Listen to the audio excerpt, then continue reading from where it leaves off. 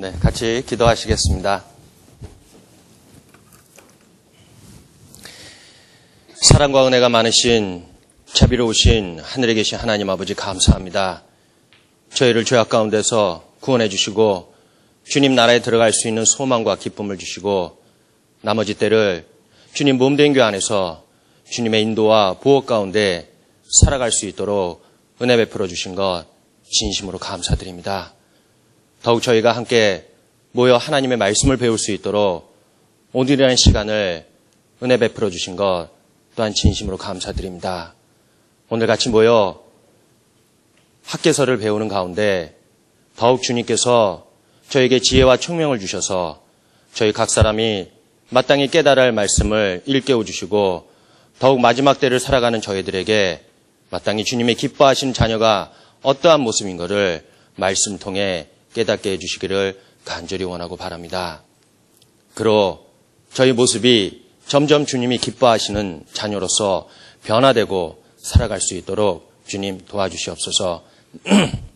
말씀을 대언하는 미련한 입술 또한 주님께서 함께 해주시고 도와주시기를 간절히 원하고 바랍니다. 이 한 주간에도 많은 곳에서 주님의 말씀이 증거되고 있습니다. 주님 말씀이 증거되는 곳마다 함께 해주시고 역사해 주셔서 이번에도 많은 이루어진 영혼들 주님 앞에 나와 구원함을 얻게끔 해주시고 더욱 그로 인하여 주님께 영광 돌릴 수 있도록 주님 도와주시옵소서. 모든 시종을 주님께 의지하고 부탁드리며 언제나 저희를 사랑하시는 고마우신 예수님의 이름으로 감사하며 기도드렸습니다. 아멘. 같이 성경 학개서 구약 성경 찾도록 하겠습니다.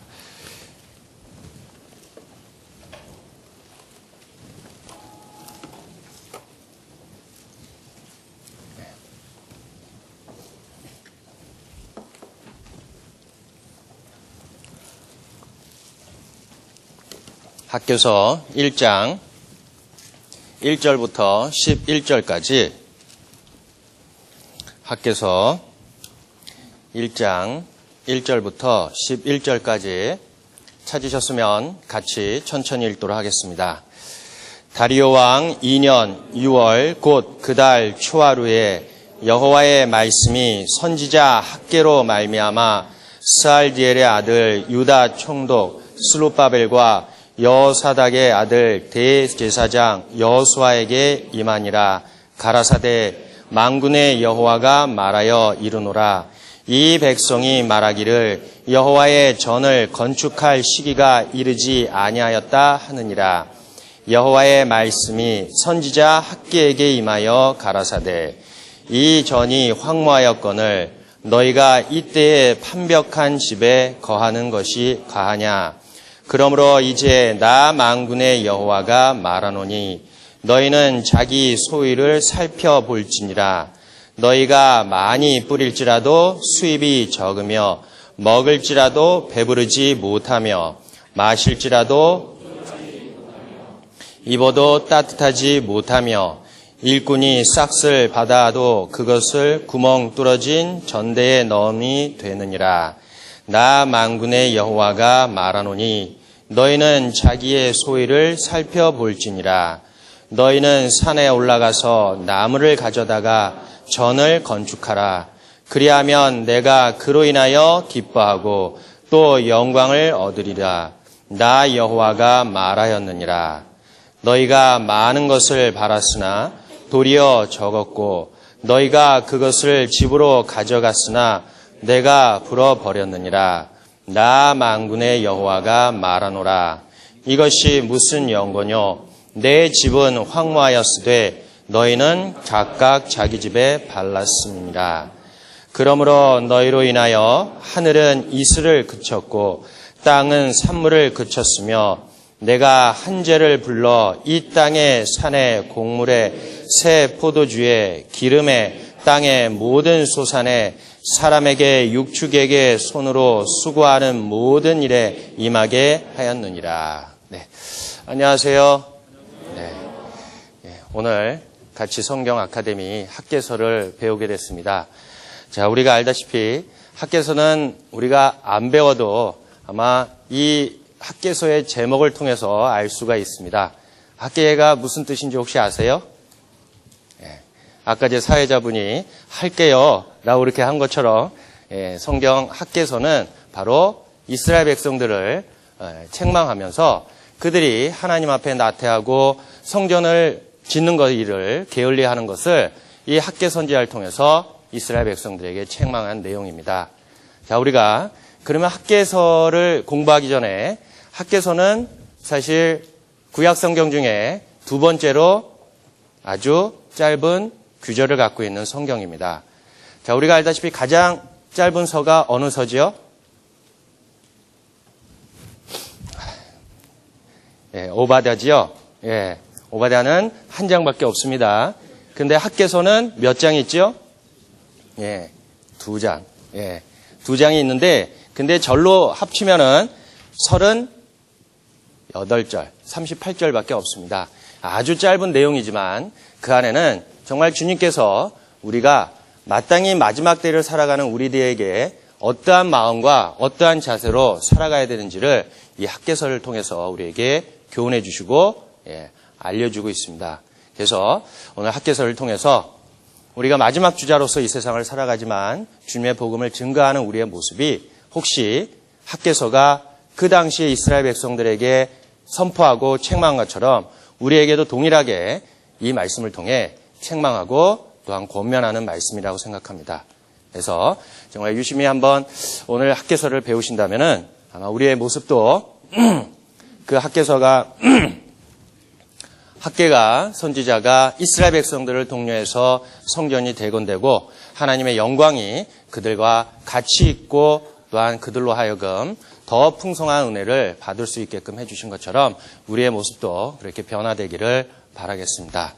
자, 학개서의 제목은 우리가 알다시피 구약 성경의 12권의 소선지서 중에 10번째 책으로서 그 내용은 2장으로 이루어졌고 또 절로는 38절, 38절로 이루어졌습니다. 그런데 그 주제의 내용은 바로 성전 재건의 내용을 담고 있습니다.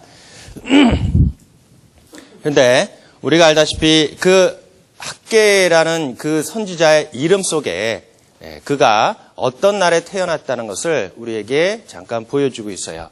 우리가 구약 성경을 이렇게 배우면서 그 각 선지자의 이름 속에 모두 다가 뜻이 있는 것처럼 학개 선지자의 그 이름에도 뜻이 있습니다. 그 뜻은 바로 여호와의 축제라는 뜻을 갖고 있습니다. 그가 아마도 어떠한 축제의 날에 태어났기 때문에 그 아버지가 그에게 학개라는 이름을 지어줬을 거라고 생각합니다. 그런데 우리가 학개서를 보면서 대개는 다른 선지자들 그리고 다른 다른 서에 보면은 대개 그 기자들은 자기의 신분을 밝히는 그러한 규절들이 있지만 그러나 학개 선지자는 자기가 어떤 신분이고 또 누구의 아들이란 것을 하나도 밝히지 않고 있습니다. 자, 우리가 이사야서 보면은 이사야서 1장 1절에 보면은 이사야가 누구의 아들이라고 밝히고 있지요? 누구의 아들이죠? 부엘리의 이사야는 아모스의 아들이라고 했고 또 호세아는 누구의 아들이죠? 부엘리의 아들 호세아. 그리고 아모스 1장 1절에 보면은 그 아모스가 자기의 직업을 그 1장 1절에서 기록하고 있는데 아모스가 어떠한 직업을 갖고 있었지요? 드고와 목자지요. 목자. 그래서 그가 자기의 신분과 자기의 직업이 무엇인지를 그 서두에 기록하고 있는데 그러나 학개는 자기가 어떤 신분이고 누구의 아들이라는 것을 기록하지 않고 있습니다. 근데 우리가 확실하게 아는 것은 학개서는 바로 이 학개가 기록했다는 것을 우리가 알 수 있는 것은 학개서 1장 1절을 통해서 알 수가 있습니다. 제가 읽겠습니다.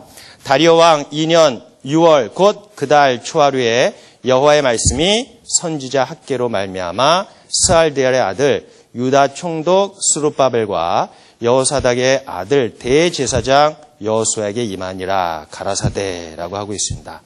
그래서 이 학개서는 바로 학개가 기록했다는 것을 우리는 알 수가 있어요. 그리고 2장 1절에도 학개가 하나님의 말 내용도 기록하고 있습니다. 이 학개 선지자가 어떤 시절에 태어났냐? 바로 바벨론 포로 이후에 그때 활동했던 선지자라는 것을 우리는 알 수가 있어요. 대개 12 소선지서 중에서 마지막 3권은 바로 바벨론의 포로 이후, 바벨론 유수 이후에 기록된 책으로서 우리는 알 수 있습니다. 바로 학개서가 그 첫 번째 유수 이후에 등장하는 선지자라는 것을 알 수 있어요. 자, 학개서 다음에 누가 등장했지요? 스가랴. 그 다음에 말라기. 요 세 선지자는 바로 포로 이후에 있었던 활동했던 선지자라는 것을 알 수가 있습니다. 자, 그러면 이 학개서가 언제 기록됐냐? 학개서에 바로 그 기록된 연도가 표시되고 있습니다. 학개서 1장 1절에 보면은 다리오 왕 2년이라고 하죠 있죠? 바로 그때가 언제냐? BC 520년.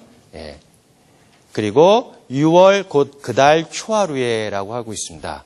6월 초하루에 이 학개 선지자가 활동하고 그의 4편의 설교가 마칠 때가 바로 언제냐면은 바로 9월 24일. 6월 1일 날에 활동해서 태양력으로는 7월에서 8월 그때였고요. 그리고 9월 24일까지 활동했으니까 태양력으로는 12월 정도 됩니다. 자, 그러면 합산해서 그가 활동했던 시기가 몇 개월이죠? 4개월이죠? 오늘은 다들 대답을 잘 안 하시나요? 다들 저녁밥을 안 드셨나 봐요. 자, 그가 활동했던 시기는 짧습니다. 4개월밖에 안 됩니다. 그러면 자, 도대체 이 학개 선지자가 왜 나와서 이스라엘 백성들에게 선포를 했는지 그 시대적인 배경을 우리가 한번 이해해 보도록 하겠습니다. 자, 바벨론 유수 이후에 그 학개 선지자가 활동했는데 그때가 언제냐? 바로 바벨론 포로로 끌려가 바벨론에서 돌아와 성전을 재건하다가 성전 재건하는 그 공사가 중단되고 16년이라는 시간을 흐른 이후에 그들이 자기의 생활에 안주하고 또 이스라엘 백성들이 지금은 아직 성전을 재건할 때가 아니야 라고 이렇게 핑계를 대는 가운데 하나님께서는 학개 선지자를 보냈다는 겁니다. 자, 우리가 이스라엘 백성이 왜 망했습니까? 북이스라엘이 왜 망했고 남유다가 왜 망했는지 혹시 아세요? 하나님 앞에 패역해서 그렇지요. 자, 한번 보도록 하겠습니다. 그들이 왜 하나님 앞에 그 망할 수밖에 없었는지 열왕기 하 17장입니다. 학개서는 표시해 놓으시면은 다음에 돌아올 때 찾기 쉽습니다. 열왕기 하 17장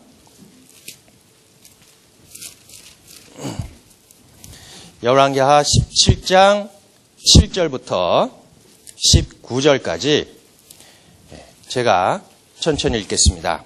이 일은 이스라엘 자손이 자기를 애굽에서 인도하여 내사 애굽 왕 바로의 손에서 벗어나게 하신 그 하나님 여호와께 죄를 범하고 또 다른 신들을 경외하며 여호와께서 이스라엘 자손 앞에서 쫓아내신 이방 사람의 규례와 이스라엘 여러 왕의 세운 율례를 행하였음이니라.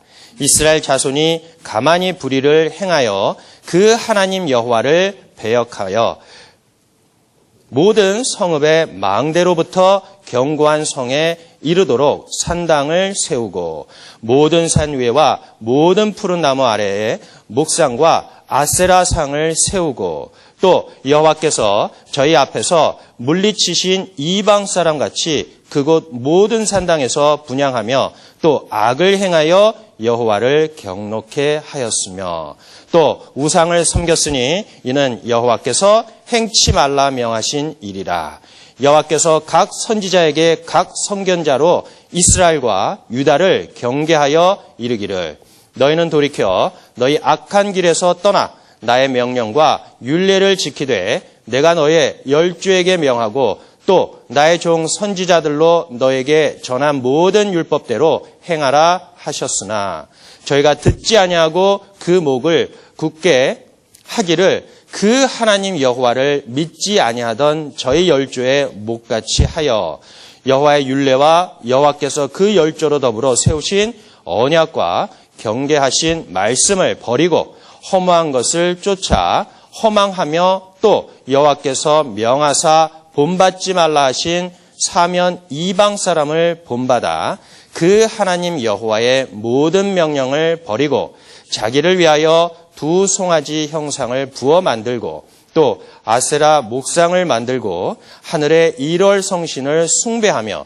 또 바알을 섬기고 또 자기 자녀를 불 가운데 지나가게 하며 복술과 사수를 행하고 스스로 팔려 여호와 보시기에 악을 행하여 그 노를 결박해 하였으므로 여호와께서 이스라엘의 심히 노하사 그 앞에서 제하시니 유다 지파 외에는 남은 자가 없으니라.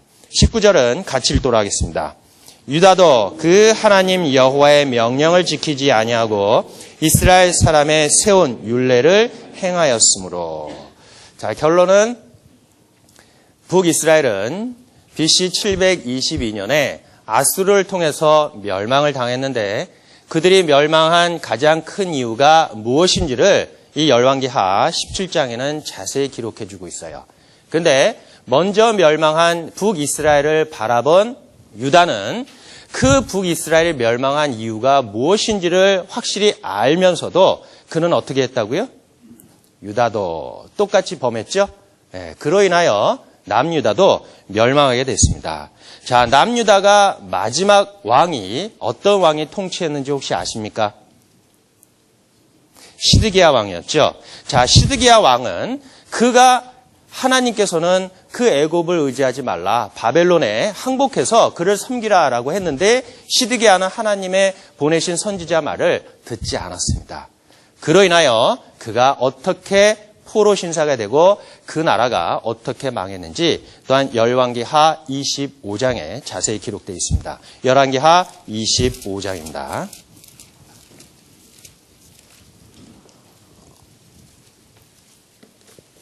열왕기하 25장 1절부터 제가 읽겠습니다.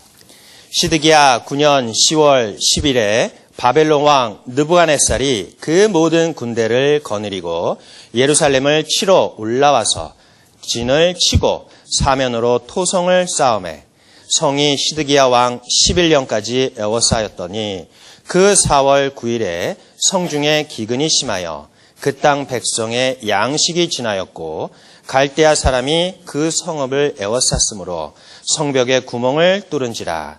모든 군사가 밤중에 두 성벽 사이 왕의 동산 견문 길로 도망하여 아라바 길로 가더니 갈대아 군사가 왕을 쫓아가서 여리고 평지에 미침해 왕의 모든 군사가 저를 떠나 흩어진지라. 갈대아 군사가 왕을 잡아 림나 바벨론 왕에게로 끌고 가매 저에게 신문하고 시드기야의 아들들을 저희 목전에서 죽이고 시드기야의 두 눈을 빼고 사슬로 결박하여 바벨론으로 끌어갔더라. 예. 자, 시드기야 왕이 마지막에 그 포위당하고 항복을 안 함으로 바벨론이 침공을 해서 그를 점령하고 회파했습니다. 그리고 인하여 시드기야 왕을 어떻게 했다고요? 그가 보는 앞에서 그 아들들을 죽이고 그리고 그를 결박하여 그 두 눈을 빼고 끌고 갔다고 했지요. 사실 고대 아수르하고 바벨론의 그 나라들은 그 자기들이 침략한 그 나라들의 포로들에 대해서 아주 엄하고 그리고 잔인한 그러한 행동을 했다는 것이 바로 역사에 기록이 남아 있습니다. 자, 왜 시드기야를 그렇게 눈을 뺐는지 그 모습이 어떤지 한번 제가 보여드리겠습니다. 자, 보이시죠? 예. 그 당시에 포로들에게는 발에다가 저런 족쇄를 채워놓고 그 끈으로서 묶어놨습니다. 근데 그 끈이 길지 않기 때문에 그들은 끌려가면서 아주 작은 폭이 큰 폭이 아니라 아주 짧은 폭으로서 서로 종종걸음하면서 포로 신세가 돼서 끌려갔는데, 근데 그들에게 발에만 그러한 족쇄와 끈을 맨 것이 아니라 그들의 입술 아니면은 혀에다가도 고리를 매서 저런 끈으로 저렇게 끌고 갔습니다. 그리고 포로의 왕이나 신하들에게 그 바벨론 왕의 앞에 가서 그들로 하여금 무릎을 꿇고 경배하게 했어요. 근데 되게 이제 포로 신세가 됐지만 왕들은 어떻습니까? 되게 무릎을 꿇고 항복을 안 하려고 하죠. 자, 그랬을 때 바벨론 왕은 그 혀에 고리를 달린 그 가죽띠를 이제 빼요. 이제 힘껏 그걸 당깁니다. 그럼 어떻게 해야 됩니까? 얼굴을 들게 되죠. 얼굴을 들게 되고, 만약에 얼굴을 안 들게 되면은 어떤 사람들은 그 입술이 찢어지고 혀가 뿌리채로 뽑히는 그러한 잔인한 행동을 했습니다. 그리고 보는 앞에서 창으로 그 눈을 찔러서 눈을 멀게 했습니다. 바로 시드기야가 받은 형벌이 바로 이러한 형벌이었습니다.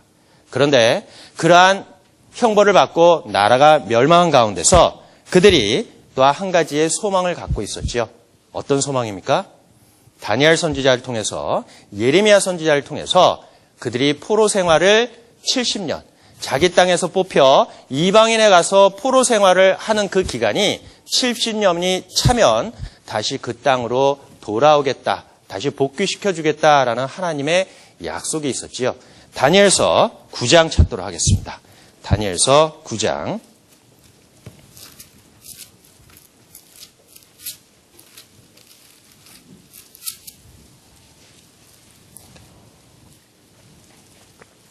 다니엘서 9장 1절 2절입니다. 구약성경 1249페이지입니다. 메데조서 아하수에르의 아들 다리오가 갈대아 나라 왕으로 세움을 입던 원년, 곧 그 통치 원년에 나 다니엘이 서책으로 말미암아 여호와의 말씀이 선지자 예레미야에게 임하여 고하신 그 연수를 깨달았나니, 곧 예루살렘의 황무함이 70년 만에 마치리라 하신 것이니라. 자, 다니엘이 예레미야 서책을 통해서 알게 된 것이 바로 그 서책은 예레미야가 먼저 기록한 내용입니다. 예레미야 25장을 보도록 하겠습니다. 예레미야 25장 8절입니다. 예레미야 25장 8절. 8절부터 11절까지 같이 읽도록 하겠습니다. 그러므로 나 만군의 여호와가 이같이 말하노라. 너희가 내 말을 듣지 아니하였음즉 보라, 내가 보내어 북방 모든 족속과 내 종 바벨론 왕 느부갓네살을 불러다가 이 땅과 그 거민과 사방 모든 나라를 쳐서 진멸하여 그들로 놀램과 치솟거리가 되게 하며 땅으로 영영한 황무지가 되게 할 것이라. 내가 그들 중에서 기뻐하는 소리와 즐거워하는 소리와 신랑의 소리와 신부의 소리와 맷돌 소리와 등불이 끄쳐지게 하리니 이 온 땅이 황무하여 놀램이 될 것이며 이 나라들은 70년 동안 바벨론 왕을 섬기리라. 예. 자, 여기뿐만 아니라 예레미야 29장에도 동일하게 그들이 그 땅이 황무해서 70년이라는 세월이 흘러서 또 그들을 다시 그 땅으로 돌아오겠다는 약속이 있었어요.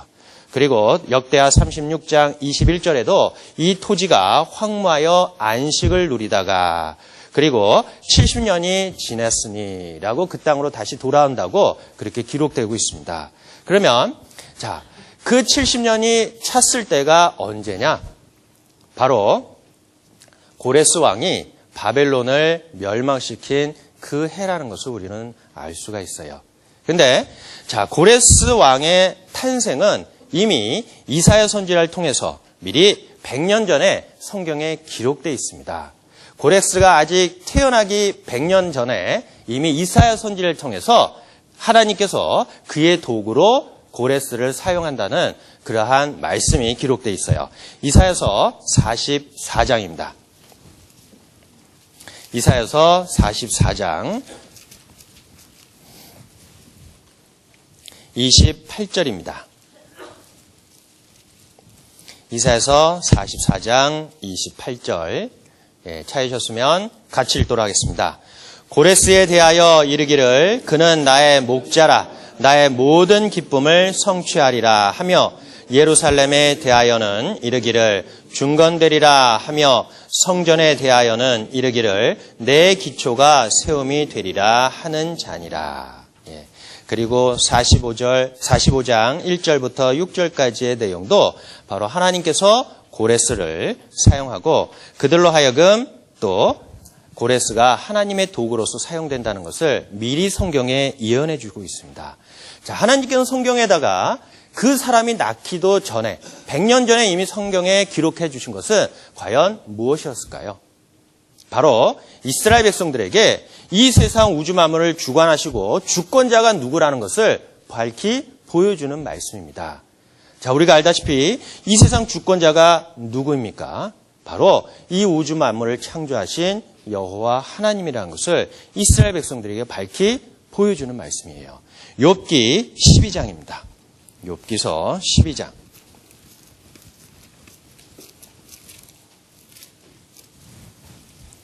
13절입니다. 욥기 12장 13절. 찾으셨으면 같이 읽도록 하겠습니다. 지혜와 권능이 하나님께 있고 모략과 명철도 그에게 속하였나니. 자, 그리고 사무엘상 2장도 한번 보도록 하겠습니다. 사무엘상 2장 6절부터 10절까지 사무엘상 2장 6절부터 10절까지 찾으셨으면 같이 읽도록 하겠습니다. 여호와는 죽이기도 하시고 살리기도 하시며 음부에 내리기도 하시고 올리기도 하시는도다. 여호와는 가난하게도 하시고 부하게도 하시며 낮추기도 하시고 높이기도 하시는도다. 가난한 자를 진토에서 일으키시며 빈핍한 자를 거름더미에서 드사 귀족들과 함께 앉게 하시며 영광의 위를 차지하게 하시는도다. 땅의 기둥들은 여호와의 것이다. 여호와께서 세계를 그 위에 세우셨도다. 자, 모든 주권은 하나님께 있다는 것을 우리에게 말씀해 주시고 있습니다. 그런데 우리가 알다시피 고레스의 그 탄생을 조금 그 탄생 경로를 알면은 정말 하나님께서 그 배후에 역사하시고 있다는 것을 알 수가 있어요. 그건 왜냐? 사실 고레스가 태어나서 죽을 뻔했던 고비를 넘겼기 때문에 그렇습니다. 사실 고레스의 탄생에 대해서 우리가 아는 내용이지만 아마 이 도표를 보고 잠깐 소개해 드리겠습니다.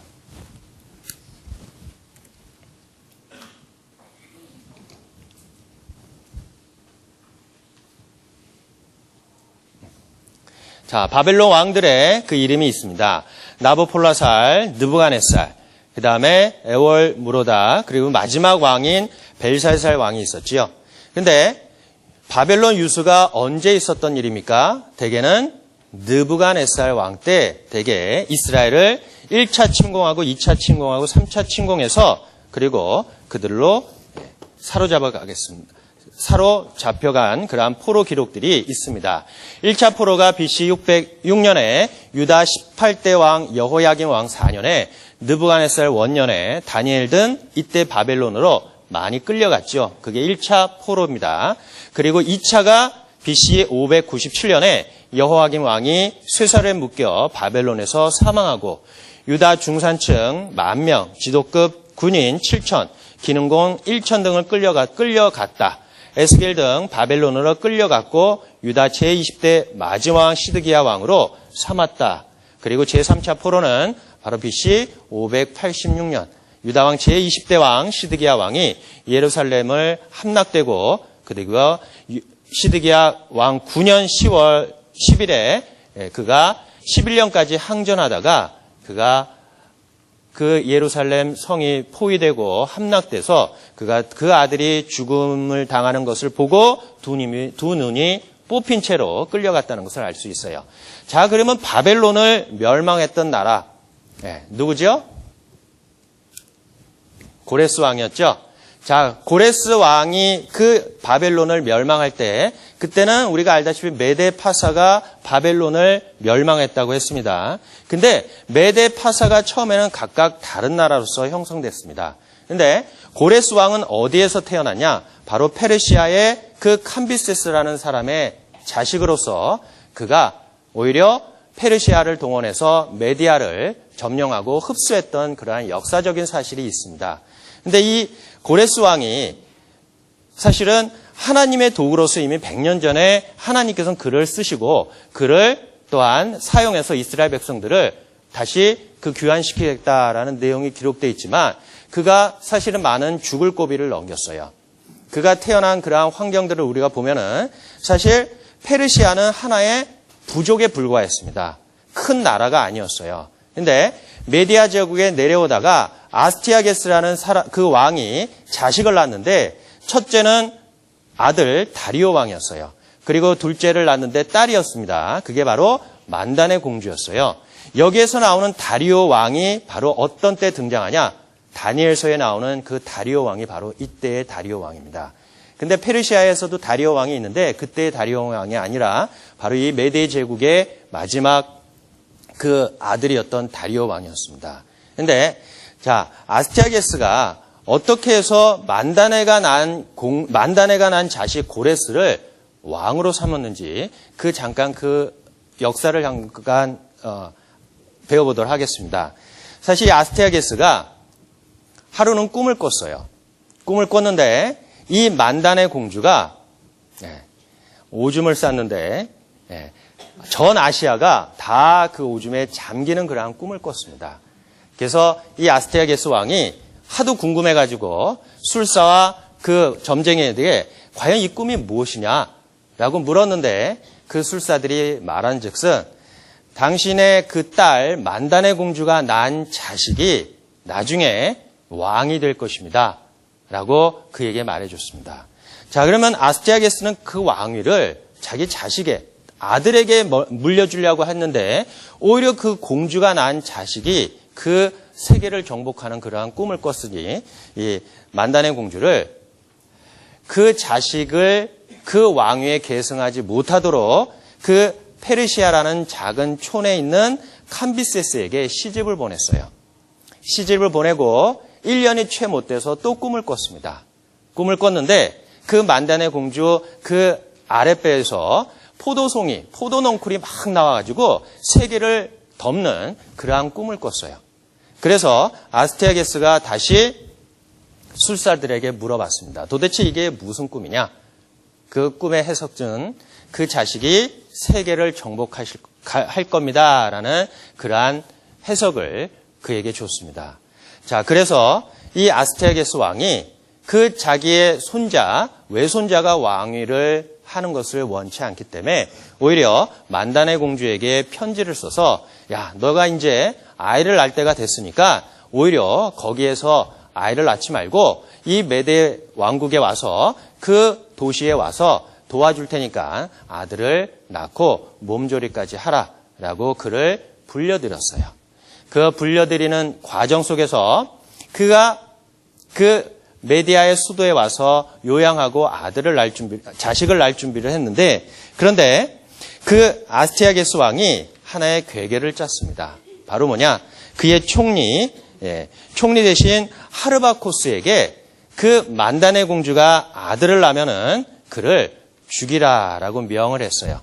그 총리가 그 말을 듣고 그것을 실행하려고 했다가 오히려 공주가 그 사실을 알면은 나중에 자기의 생명이 위태로울까봐 그는 그 만다네 공주가 아들을 낳았을 때 그 아들을 갖고 오히려 만다네 공주에게는 그 아들이 죽었습니다라고 해서 그 아들을 빼돌렸어요.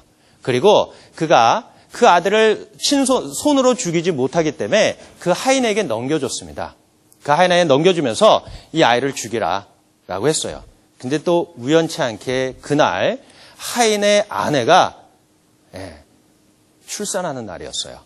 근데 출산하는데 그 아이를 출산했는데 그 하인의 아내가 낳은 아이는 사산돼서 나왔고 그래서 그 하인은 그것을 죽은 아이를 버리고 그 만단의 공주가 낳은 아이를 자기 아이로서 키웠습니다. 자, 하마터면 죽을 뻔했지요? 근데 하인이 키운 그 아이가 점점 무럭무럭 자랐는데 동네에서 소문이 퍼졌어요. 어떤 소문이냐? 하인의 자식이 동네에서 골목대장을 하는 것이 아니라 오히려 그 군의관의 아들, 그 장군의 아들들하고 자식들하고 놀면서 그가 했던 행동이 있었어요. 바로 그가 왕이 돼서 그들을 다스리는 그러한 놀이를 했다는 겁니다. 그 소문이 왕의 귀에까지 들어갔어요. 그래서 아스테아게스가 도대체 이 무슨 일이냐? 왜 이 아이가 그렇게 엄하고 아주 그냥 훈계 있게 힘있게 그 친구들을 다스리는 그러한 모습을 보면서 그를 불렀습니다. 아스테아게스가 그 아이가 도대체 누군지 한번 보도록 하자. 왜 이렇게 이 온 나라에 소문이 떠들썩하냐? 그래서 불렀습니다. 불렀는데 아스테아게스 왕이 보자마자 놀래버렸어요. 왜 놀랬을까요? 그 아이의 모습이 만단의 공주하고 똑 닮았기 때문에 그렇습니다. 그래서 깜짝 놀랐어요. 그래서 그가 총리 하르바쿠스를 불렀어요. 이 도대체 무슨 일이냐라고 물었는데 하르바쿠스가 자초지경을 말씀해 드렸죠. 이렇게 돼서 내 하인에게 줬는데 내 하인이 그날 그 아내가 자식을 낳았는데 자식이 죽어서 오히려 그 만단의 공주가 낳은 자식을 자기 자식으로 키웠습니다. 라고 했어요. 자, 그거 소문이 그 자식이 죽은 줄 알았던 만단의 공주, 그 자식이 살았다는 그 말을 듣고 다시 메대로 왔습니다. 그 와서 그 자식을 잘 키웠어요. 고레스는 그로 인해서 그 이름을 바꾸는데 그 하인의 아내의 이름을 따서 이름을 퀴리스라고 했는데 그게 바로 고레스의 이름으로 됐다는 것이죠. 그렇게 해서 아이가 자라나게 됐는데, 자, 그런데 그 아스테아게스 왕은 그 자기 신하, 그 총리가 그 하르바쿠스가 자기의 명을 듣지 않았기 때문에 그는 마음속에 되게 분했습니다. 왜? 꿈의 해석에 의하면은 그가 나중에 세계를 정복한다는 그러한 명을 타고났는데 그를 죽이지 않았기 때문에 그래요. 그래서 오히려 하르바쿠스에게 엄한 형벌을 내리고자 하루는 하르바쿠스, 총리 하르바쿠스를 만찬석에 불렀어요. 불렀는데 유달리 하르바쿠스 그 앞좌석에 검은 보재기로 쌓인 그 하나의 음식이 있었어요. 그래서 하르바쿠스가 야, 이거 웬 왕이 나한테 특별한 음식을 주시냐라고 기뻐해서 가서 들춰본 결과 뭐가 나왔는지 아세요? 그 아들을 바베큐 해가지고 그 식탁에 올려놨습니다. 결론은 뭐냐? 그 왕이 그 총리를 명했는데 그 총리가 말을 안 들으면 그에게 그러한 형벌을 내렸어요. 그래서 하르바쿠스는 오히려 그 모습을 보고 거의 기절할다시피 그 장소를 떠나갔습니다. 그 마음속에 자식을 죽인 그 왕에 대해서 다시는 충성된 마음이 있겠습니까? 없겠지요. 근데 고레스 왕은 점점점 이제 커서 자기가 이제 페르시아 그 지방에 이제 어느 정도 통치권을 갖게 됐어요. 근데 하르바쿠스 이 총리는 그 이후부터 고레스를 자주 만나고 그에게 서신을 보내고 그에게 많은 선물을 주기 시작했습니다. 그에게 화친을 요청했고요. 그러다가 어느 날 그에게 이러한 서신을 보냈어요. 내가 이 메대 왕국에서 자네들이 들어와서 공격할 수 있는 그러한 여건들을 만들어 놓을 테니까 언젠가는 들어와서 이 나라를 점령하라고 그에게 서신을 보냈습니다. 자, 그러면 고레스 왕이 어떻게 해서 페르시아에 있는 사람들을 대동해서 그 메대를 점령할까?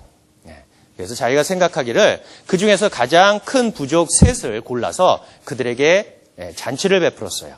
잔치를 베풀어서 그에게 뭐라 그랬냐면은 잔치를 베풀기 전날에 그들을 설득해서 이 메대와 아스테아게스가 자기를 총리로 삼았다. 그리고 자기를 이 메대 왕국의 그 집권자로서 인정했다라고 먼저 그들을 설득했습니다. 그리고 그들을 만찬에 초대하기 전날에 그들에게 20스타디온이라는 넓은 들을 그들에게 주면서 너희가 낫과 괭기를 갖고 이 잡초를 모두 다 베라 라고 이렇게 명했어요. 그리고 잡초를 다 베고 그들에게 다음날 와서 만찬을 베풀 거니까 오라고 초청을 했습니다. 그들이 다음날 만찬에 참석했을 때 아주 그냥 시큼 먹고 그렇게 큰 잔치를 벌였어요. 그리고 고레스 왕이 그들에게 제의한 것이 뭐냐? 여러분, 어제처럼 그러한 고욕을 하기를 원합니까? 아니면은 오늘처럼 매일 잔치를 벌리기를 원합니까? 라고 했을 때 그들이 뭐라고 대답했겠어요? 잔치, 매일 잔치했으면 좋겠다라고 했지요. 그래서 고레스는 그것을 이용해서 그러면 내 명을 따라 그 메대 왕국을 침략하고 점령합시다. 그럼 우리에게 매일 이러한 잔치를 벌일 수 있도록 그러한 여건이 조성되기 때문에 나를 따르고 점령합시다라고 하고 있습니다. 그래서 그들을 대동해서 메디아 왕국을 침략하는 그러한 과정이 이러한 과정이 필요했어요. 그런데 그들이 그 메대 왕국을 침략하러 갔을 때 또 우연치 않게도 아스티아게스 왕이 그 하르바코스를 군대 장관으로 명했어요. 하르바코스의 자식을 죽인 그 왕이 하르바코스를 군대 장관으로 명하고 그에게 이렇게 했습니다. 네가 저번에 내 명을 듣지 않았고 그로 인하여 네가 형벌을 받았는데 이번에 너한테 회복할 수 있는 그러한 기회를 주겠다라고 그 군대 장관을 줬습니다. 자, 그러면 자기 자식을 죽인 그 왕의 명을 어때요? 순종하겠습니까? 아니죠. 오히려 고레스 왕이 침공하러 왔을 때 성문을 열고 그들을 맞이했습니다. 순식간에 군대가 적군의 군대에 합류하기 때문에 이 메대국은 멸망하게 됐어요. 그로 인하여 아스티아게스 왕은 오히려 그 하르바코스에게 그를 욕했어요. 비열한 사람이고 아주 어리석은 사람이다. 왜냐? 네가 오히려 이 왕국을, 이 나라를 차지할 수 있는데도 불구하고 네가 오히려 그 왕국을 오히려 고레스 왕에 넘겨준 것에 대해서 어리석다 그랬고, 그리고 네가 비열하다라고 말한 것은 개인적인 그러한 감정을 오히려 나라를 그 페르시아가 과거에는 메디아의 속국으로서 노예로서 있었는데 오히려 그 반대되는 그러한 입장이 되어버렸기 때문에 그가 비열하다. 개인적인 그러한 사적인 그러한 원한을 그러한 나라적인 전체 민족을 그렇게 노예로 만드는 것에 대해서 그가 붕괴하고 어리석고 비열하다고 말하고 그 나라는 멸망했습니다. 근데 사실 고레스가 메디아 왕국을 그때 흡수했지만 그러나 아스티아게스 왕을 죽이지는 않았어요. 왜? 자기 뭐죠? 할아버지죠. 그렇죠? 그리고 또 자기 그 어머니의 오빠지요. 다리오 왕을 오히려 그 왕의 자리를 치리하게끔 그에게 넘겨줬어요. 그래 인하여 메디아와 페르시아, 메데파사가 탄생하게 됐습니다. 고레스 왕이 바로 메데파사의 첫 번째 왕으로서 등극하게 되는데, 자, 고레스 왕이 등극을 하고 그가 첫 번째 했던 것이 바로 무엇입니까? 바벨론을 멸망시킨 거였죠. 자, 바벨론 맨 마지막 왕이 누구였죠? 벨살살 왕이었습니다. 그런데 고레스 왕이 그 바벨론을 침공하는 또 예화가 있어요. 그가 바벨론을 침공하러 딱 갔는데 바벨론 성 주위에는 아주 급한 물결이 흐르고 둘러 있었습니다. 근데 그가 데리고 갔던 자기의 사랑하는 준마가 그 물살에 이기지 못해서 떠내려가가 한 마리가 죽었어요. 그래서 고레스 왕이 내가 언젠가는 이 성을 함락시키겠다라고 결심하고 이 물줄기를 180도로 나누어서 그 물줄기의 줄기를 급물살을 약화시켜서 어느 안악내도 이 무릎에 물이 닿지 않고 이 강을 건널 수 있게 그렇게 만들고 그 성을 함락했다는 거죠. 고레스가 그 성을 함락할 때 벨살살 왕은 그 성 안에서 잔치를 벌였어요.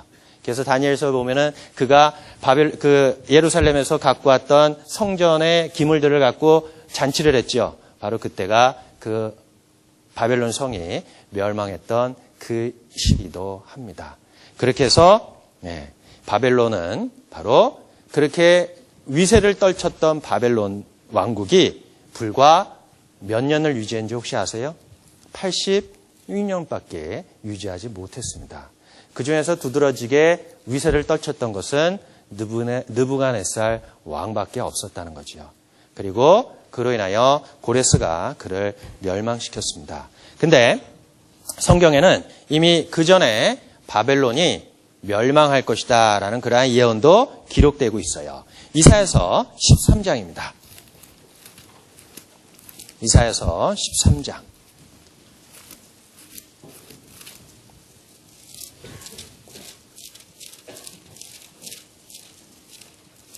17절입니다.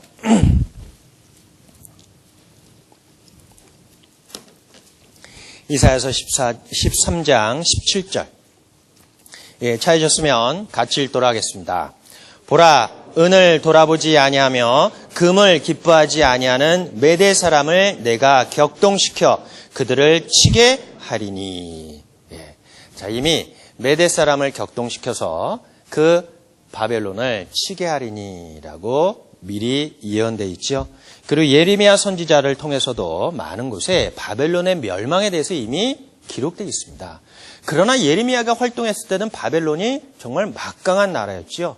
근데 어떻게 그 이후에 이런 일을 미리 기록해 놨을까요?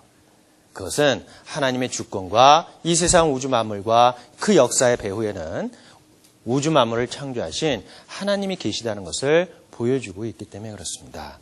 자, 그러면 바로 이 학개 선지자는 언제 그러면 활동했냐? 그러한 역사적인 사건들이 다 흘러 고레스 왕은 이스라엘 백성들에게 그 나라로 돌아가라는 명을 내렸지요. 그리고 그들이 돌아갔을 때 그 성전을 재건하라는 모든 물자들을 제공해 주겠다라는 호의를 베풀었습니다. 고레스 왕이 왜 그러한 호의를 베풀었는지는 그가 아마 모든 침략국에게 그 민심을 사기 위해서 그런 것도 있지만 유달리 이스라엘 백성들에게 그러한 큰 호의를 베푼 것은 한 가지 이유가 있었어요. 그건 왜냐? 사실 고레스 왕이 그 메디아를 흡수합병하고 또 바벨론을 침공하고 멸망시키는 가운데 그가 또한 계속해서 그 나라를 확장시키는 그러한 전쟁을 벌이는 가운데 남쪽으로 내려가다가 팔레스타인, 이스라엘을 점령하는 그러한 일이 있었어요. 근데 이스라엘을 점령하는 그 때에 그 땅에 침공했을 때 오히려 이스라엘 백성들은 저항하지를 않았습니다. 오히려 대문을 활짝 열고 그를 환영했어요. 왜 환영했을까요? 이미 고레스는 성경에 예언된 대로 100년 전에 이미 그에 대해서 예언되어 있었기 때문에 그래요. 그래서 그들은 바벨론의 포로로 잡혀가서 그 이후부터 그들은 오히려 우상 섬기는 것을 버리고 성경을 더욱 연구하게 됐죠. 연구하는 가운데 고레스가 누구인지도 알았어요. 근데 또 때마침 고레스가 팔레스타인, 예루살렘 그 곳으로 침략하러 왔을 때 그들은 이미 듣고 그들의 성문을 발짝 열고 그들을 환영했어요. 고레스가 벙벙 떴겠죠. 야, 저항을 해야 되는데 오히려 그를 환영했어요. 그들이 환영한 결과 당신의 이름이 이미 100년 전에 성경에 기록해 있습니다. 그래서 이것은 하나님께서 우리에게 이미 명하고 운명이기 때문에 우리는 그대로 순종하고 당신을 맞이합니다. 라고 했기 때문에 고레스는 오히려 더욱 이스라엘 백성들에게 그러한 호의적인 정책을 폈다는 거죠. 그래서 자 고레스가 그 바벨론을 멸망하고 이스라엘을 점령하고 그 나라를 통치했을 때 유달리 그러한 이스라엘 백성들에게 자기 땅으로 돌아가라는 그러한 호의를 베풀었습니다. 자, 그래서 하나님께서는 고레스 왕을 감동시켜서 그에게 성전을 재건하고 복원하는 그러한 명을 내렸어요.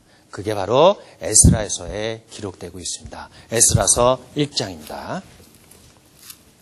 에스라서 1장.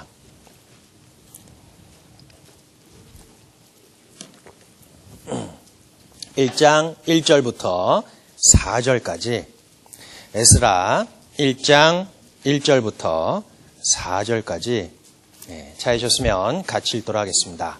바사왕 고레스 원년에 여호와께서 예레미야의 입으로 하신 말씀을 응하게 하시려고 바사왕 고레스의 마음을 감동시키매 저가 온 나라에 공포도 하고 조소도 내려 가로되 바사왕 고레스는 말하노니 하늘의 신 여호와께서 세상 만국으로 내게 주셨고 나를 명하사 유다 예루살렘에 전을 건축하라 하셨나니 이스라엘의 하나님은 참 신이시라. 너희 중에 무릇 그 백성 된 자는 다 유다 예루살렘으로 올라가서 거기 있는 여호와의 전을 건축하라. 너희 하나님이 원하노라. 무릇 그 남아있는 백성이 어느 곳에 우거하였든지 그곳 사람들이 마땅히 은과 금과 기타 물건과 짐승으로 도와주고 그 외에도 예루살렘 하나님의 전을 위하여 예물을 즐거이 드릴지니라 하였더라. 예. 그래서 이때 이제 그들에게 돌아가서 하나님의 전을 건축하고 그에 필요한 모든 물자들을 제공해 주겠다는 약속을 폈어요.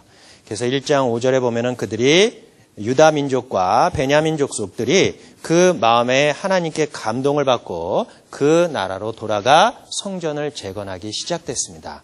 자, 성전을 재건할 때가 바로 그 고레스 왕 이후에 아들 고레스 왕 칙령 이후에 그 성전이 건축되기 시작됐다가 그 다음에 언제까지 그것이 스톱됐지요?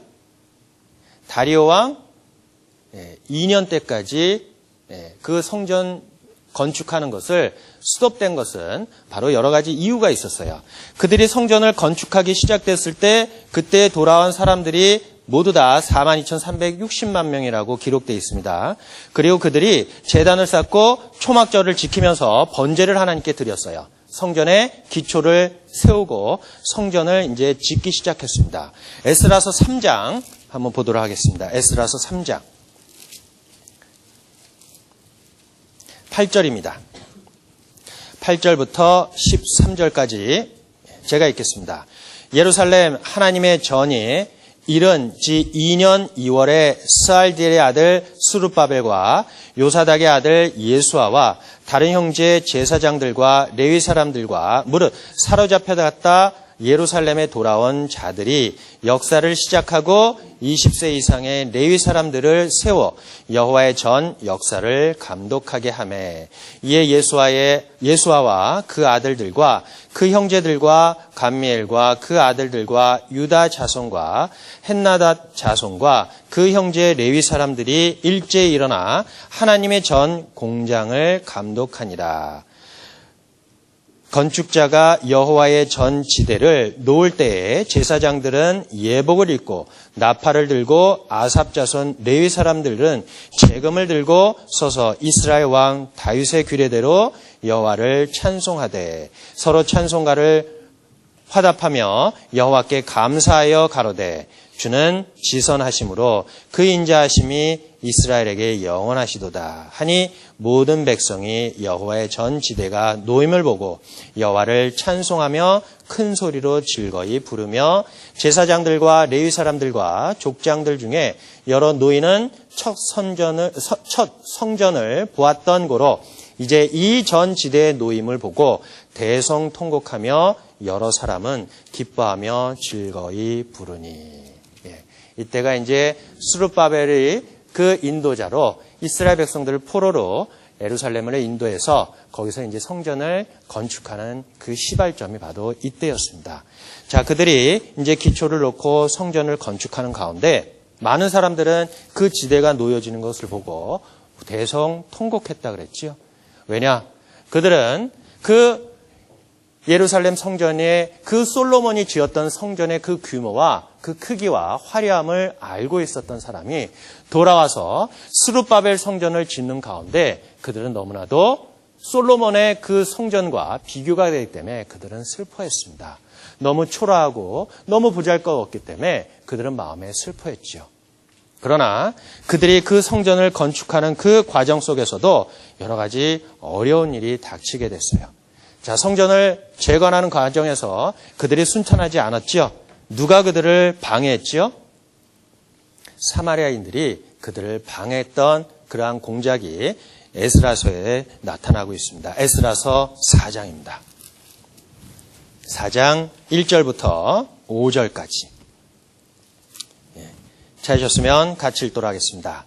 유다왕 베냐민의 대적이 사로잡혔던 자의 자손이 이스라엘 하나님 여호와를 위하여 전을 건축한다 함을 듣고 스룹바벨과 족장들에게 나와 이르되 우리로 너희와 함께 건축하게 하라. 우리도 너희같이 너희 하나님을 구하노라. 아수르 왕 엘살하돈이 우리를 이리로 오게 한 날부터 우리가 하나님께 제사를 드리노라. 스룹바벨과 예수아와 기타 이스라엘 족장들이 이르되 우리 하나님 전을 건축하는데 너희는 우리와 상관이 없느니라. 바사왕 고레스가 우리에게 명하신 대로 우리가 이스라엘 하나님 여호와를 위하여 홀로 건축하리라 하였더니 이로부터 그 땅 백성이 유다 백성의 손을 약하게 하여 그 건축을 방해하되 바사왕 고레스의 시대부터 바사왕 다리오가 즉위할 때까지 의사들에게 뇌물을 주어 그 경영을 저하였으며. 자, 여기에서 바로 그 스룹바벨이 인도자가 되어 성전을 재건하는 가운데 재건하다가 사마리아인들의 방해 공작이 들어와서 그 성전 재건하는 그 일을 중단하게 됐습니다. 언제까지? 바로 바사왕 다리오가 즉위할 때까지라고 했죠. 그 내용이 24절에도 있습니다. 이에 예루살렘에서 하나님의 전 역사가 그쳐서 바사왕 다리오 제2년까지 이르니라 라고 했어요. 그래서 16년이라는 시간을 오히려 성전 건축하는 일을 정지하고 그냥 그대로 방치했다는 거죠. 근데 우리가 알다시피 고레스가 명해서 그 성전을 건축하라고 했는데 근데 왜 그것이 중단되냐? 고레스 왕은 어디 갔냐? 궁금하시죠? 사실 고레스는 그 나라를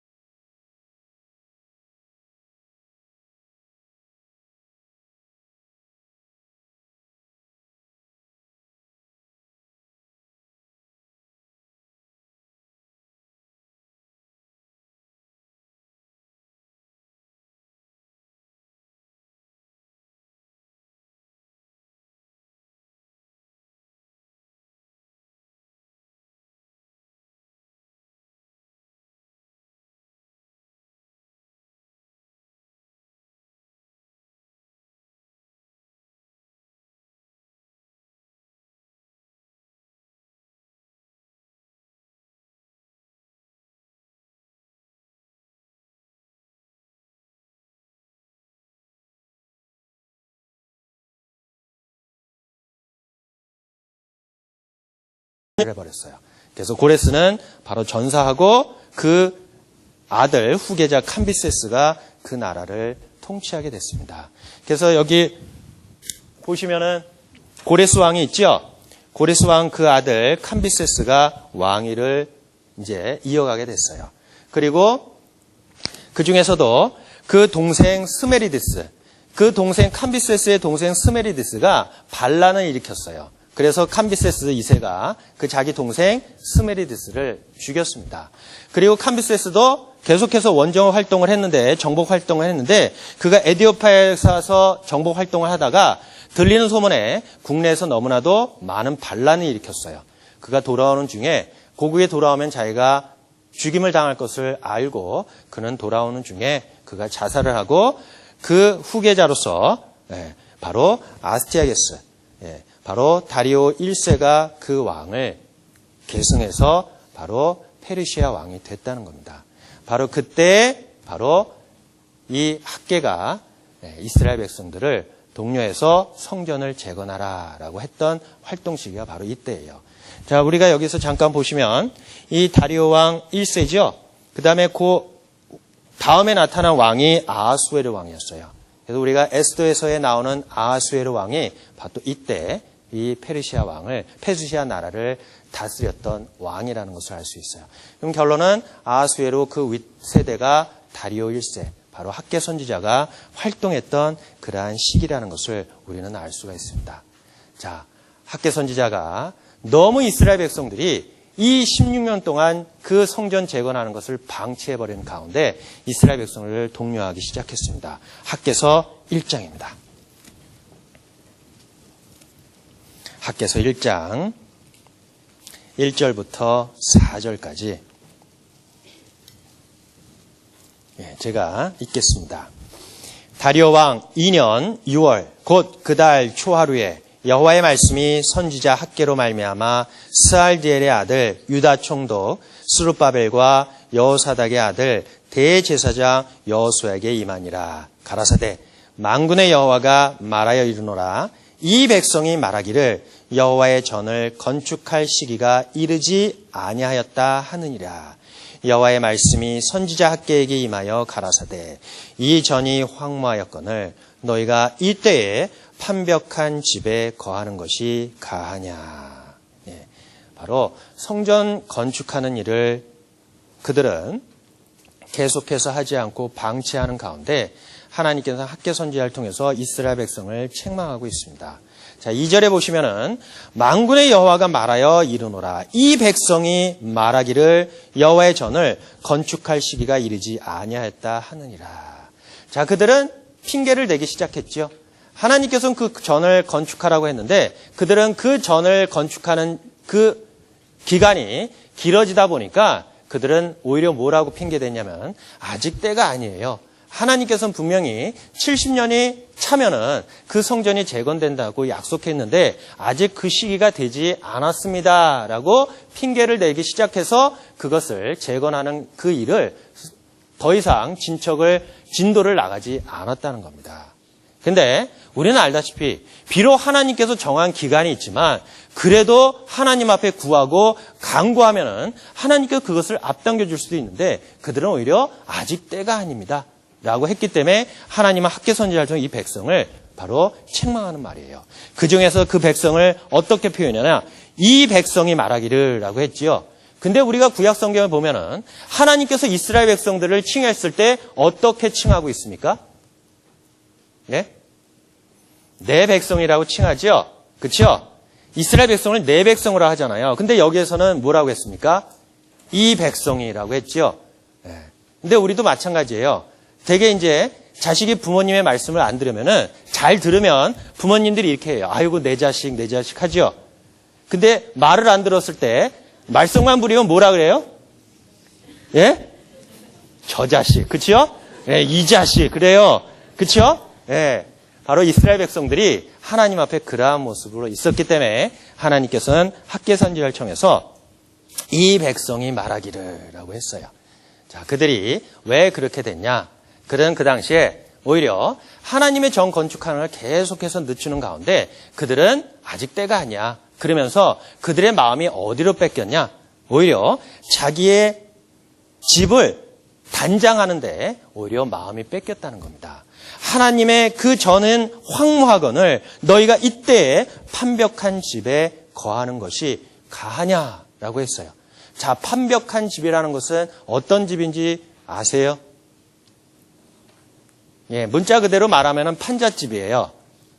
근데 우리가 말하는 그 판잣집이 아니라 바로 백향목을 갖고 와서 다듬은 그러한 판자로 만드는 집이었기 때문에 그 당시에는 엄청 비싼 그러한 재료로서 집을 꾸몄다는 겁니다.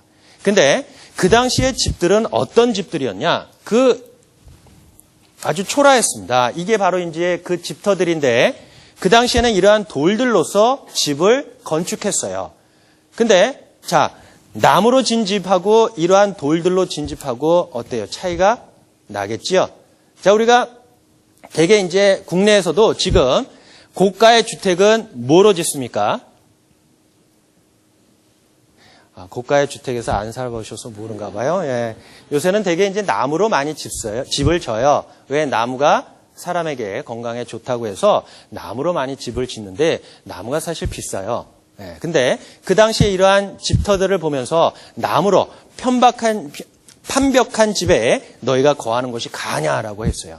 하나님의 성전은 저렇게 내버려두고 오히려 너희가 자기 집에 그렇게 다듬고 바르고 꾸미는 것이 하나님 앞에 가냐라고 했어. 그 이스라엘 백성들은 그 학개와 스가랴의 그 책망을 듣고 그들은 성전을 다시 재건하기 시작했습니다.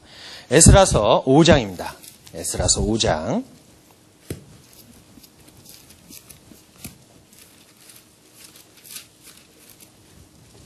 에스라서 5장 1절입니다. 1절, 2절 제가 읽겠습니다.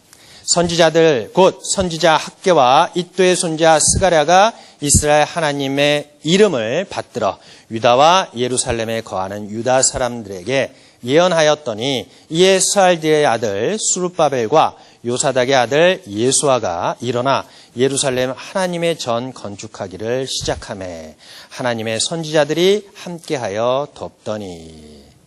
자, 이제 성전을 건축하기 시작됐어요. 근데 그들이 그 성전을 건축하는 가운데 두 번째에 이 사마리아인들의 방해 공작이 있었습니다. 에스라서 5장 3절입니다. 3절부터 5절까지 같이 읽도록 하겠습니다. 그때 강 서편 총독 다든네와 스달보네스와 그 동료가 다 나와 저에게 이르되 누가 너희를 명하여 이 전을 건축하고 이 성곽을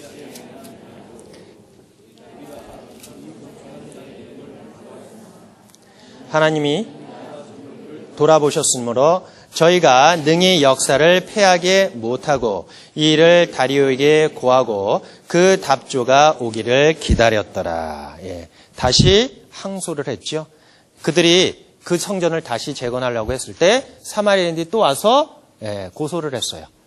그 전을 건설하지 말게끔 했는데 그들의 항소가 오히려 그 이스라엘 백성들에게 다리오 왕에게 다시 재항소를 올렸습니다. 아닙니다. 고레스 왕이 우리에게 명하고 고레스 왕이 우리에게 모든 물자를 제공해 주고 그 전을 건축하라고 명했습니다. 라고 항소를 올렸어요. 바로 그 6절부터 13절의 말에 바로 이스라엘 백성들이 항소를 올리는 그러한 내용입니다. 그로 인하여 다리오 왕이 조서를 갖고 와라 라고 했어요. 에스라서 6장입니다. 에스라서 6장 1절입니다. 이에 다리오 왕이 조서를 내려 서적 곳간 곧 바벨론에서 보물을 쌓아둔 곳에서 조사하게 하였더니 메데도 앙메다 궁에서 한 두루마리를 얻으니 거기 기록하였으되 고레스 왕 원년에 조서를 내려 이르기를 예루살렘 하나님의 전에 대하여 이르노리 이 전 곧 제사 드리는 처소를 건축하되 지대를 견고히 쌓고 그 전에 그호는 60규빅으로 광도 60규빅으로 하고. 자, 고레스 왕 원년에 이미 허락했죠. 그래서 이 자기들의 고소한 내용이 오히려 다리오 왕으로 하여금 그 조서를 다시 확인하고 이스라엘 백성들에게 그 성전을 건축하는 그러한 오히려 빌미를 더 줬어요. 그리고 그들을 성을 건축하는 모든 물자들을 제공한다고 그 뒤에 계속해서 기록해놨습니다. 그로 인하여 이스라엘 백성들이 그 전을 건축하게 시작되는데, 근데 우리가 알다시피 이 성전은 사실 이스라엘 백성들에게 중요한 위치를 갖고 있었습니다. 사실 이 성전은 신앙을 한 곳으로 모아주고 그들의 구심점 역할을 해왔다는 것을 우리는 알 수 있어요. 근데 오히려 그 성전이 파괴되고 무너진다는 것은 그들의 존재의 가치, 그리고 그들로 하여금 정말 구심점이 어디고 주님을 만나고 주님께 제사 드리는 곳이 없어짐으로 인하여 그들은 낭망하기 시작했는데, 그들이 그러한 지경까지 갈 수밖에 없었던 그러한 배경들이 있었어요. 그들은 오히려 마음에 부패해져서 그들 생각에는 우리나라에 하나님의 성전이 있기 때문에 우리는 어떠한 상황이 있을지라도 결코 멸망하지 않을 것이다 라는 그러한 미신적인 그러한 신앙을 갖게 됐다는 거죠. 하나님은 뭐라 그랬습니까? 하늘과 하늘이라도 다 용납지 못하고 정말 이 성전은 다만 하나님께 나아가 제사 드리고 경배하고 하나님과 만나는 장소였지, 그것을 통해서 이스라엘이 보호를 받고 그것을 통해서 이스라엘이 패역함으로 인하여 그때까지 멸망하지 않는다는 그러한 보장을 해주는 것은 아니었다는 거죠. 근데 그들이 다시 성전을 건축하고 하나님께 돌아오는 것이 그들에게 다시 하나님 중심 그러한 사상으로, 하나님이 그 나라를 다스리는 그러한 사상으로 돌아오는 과정이었기 때문에 그래요. 그래서 그들이 첫 번째 했던 것이 바로 예루살렘 성전을 재건하는 일이었습니다. 다시 학개서 1장으로 돌아가겠습니다. 학개서 1장 5절부터 10절까지 찾으셨으면 같이 읽도록 하겠습니다. 그러므로 이제 나 만군의 여호와가 말하노니 너희가 자기의 소위를 살펴볼지니라. 너희가 많이 뿌릴지라도 수입이 적으며 먹을지라도 배부르지 못하며 마실지라도 흡족하지 못하며 입어도 따뜻하지 못하며 일꾼의 싹쓸 받아도 그것을 구멍 뚫어진 전대에 넣음이 되느니라. 나 만군의 여호와가 말하노니 너희는 자기의 소위를 살펴볼지니라. 너희는 산에 올라가서 나무를 가져다가 전을 건축하라. 그리하면 내가 그로 인하여 기뻐하고 또 영광을 얻으리라. 나 여호와가 말하였느니라. 너희가 많은 것을 바랐으나 도리어 적었고 너희가 그것을 집으로 가져갔으나 내가 불어 버렸느니라. 나 만군의 여호와가 말하노라. 이것이 무슨 영광이요? 그 집은 황무하였으되 너희는 각각 자기 집에 발랐음이니라. 그러므로 너희로 인하여 하늘은 이슬을 그쳤고 땅은 산물을 그쳤으며 내가 한재를 불러 이 땅의 산에 곡물에 새 포도주에 기름에 땅의 모든 소산에 사람에게 육축에게 손으로 수고하는 모든 일에 임하셨느니라. 자, 그들이 또한 너희의 자기의 소유를 살펴봐라. 하나님께서는 그 학개 선지자를 통해서 만군의 여호와가 말하노라. 너희는 자기의 소유를 살펴봐라. 너희가 돈을 벌고 지금 사정이 안 돼서 성전을 건축하지 못한다고 너희가 돈을 벌고 먼저 우선순위를 너희가 생각지 않고 너희의 모든 육신적인 것을 생각했을 때 한번 봐라. 너희가 많이 뿌리지라도 수입이 적게 들어올 것이고 많이 먹어도 배부르지 못하고 마실지라도 흡족하지 못하고 너희가 많은 돈을 받았지만 그러나 그 전대에 구멍을 뚫어서 그 소유를 없어지게 한다라고 하나님께서 그들에게 말하고 있습니다. 그렇기 때문에 그들이 우선적으로 해야 될 것은 뭐였습니까? 먼저 그의 나라와 그의 의를 구하라. 그리하면 이 모든 것이 더하시리라라는 그 말씀을 그들은 믿지 않았다는 거죠. 하나님께서는 이스라엘 백성들에게 너희가 먼저 우선적으로 해야 될 일이 무엇이냐? 너희는 지금의 환경적인 것 그리고 경제적인 것을 탓함으로 인하여 하나님의 일을 게을리하고 우선적으로 해야 되는 것을 그의 영광을 위해서 먼저 일을 해야 되는데 그렇지 않고 너희가 이 핑계 저 핑계 대면서 오히려 그것을 방치함으로 인하여 너희가 비록 부하게 되려지만 하나님께서 주셨냐? 아니라는 거죠. 그래서 이스라엘 백성들은 이렇게 책망하고 있습니다. 너희가 이렇게 하면 너에게 이러한 모든 것을 줄 것이다 라고 했는데 그들은 듣지 않았기 때문에 오히려 그들의 생활은 점점 더 안 좋아지는 그러한 상황으로 됐다는 것이지요. 자, 그런 가운데서 학개와 스가랴가 그들에게 선포하는 가운데 그들은 그 말을 듣는 가운데 그 마음들이 흥분되고 오히려 하나님의 전을 건축하는 그러한 마음이 생겼어요. 그때가 바로 24일이라는 시간이 걸렸다는 겁니다. 학개서 1장 12절입니다. 12절부터 15절까지 같이 읽도록 하겠습니다. 스알디엘의 아들 술룹바벨과 여호사닥의 아들 대제사장 여호수아와 남은 바 모든 백성이 그 하나님 여호와의 목소리와 선지자 학개의 말을 청종하였으니 이는 그들의 하나님 여호와께서 그를 보내셨음을 인함이라.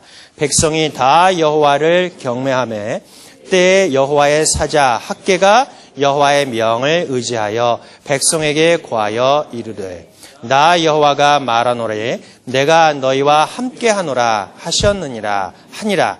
여호와께서 스알디엘의 아들 유다 총독 스룹바벨의 마음과 여호사닥의 아들 대제사장 여호수아의 마음과 남은 바 모든 백성의 마음을 흥분시키매 그들이 와서 만군의 여호와 그들의 하나님의 전 역사를 하였으니 때는 다리오 왕 2년 6월 24일이었더라.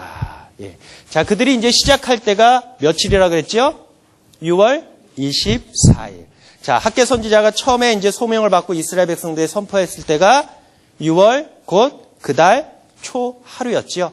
자, 24일이란 짧은 시간 속에 그들의 마음이 이제 동에서 그 성전 건축하는 거에 동참하게 됐다는 거죠. 우리도 마찬가지입니다.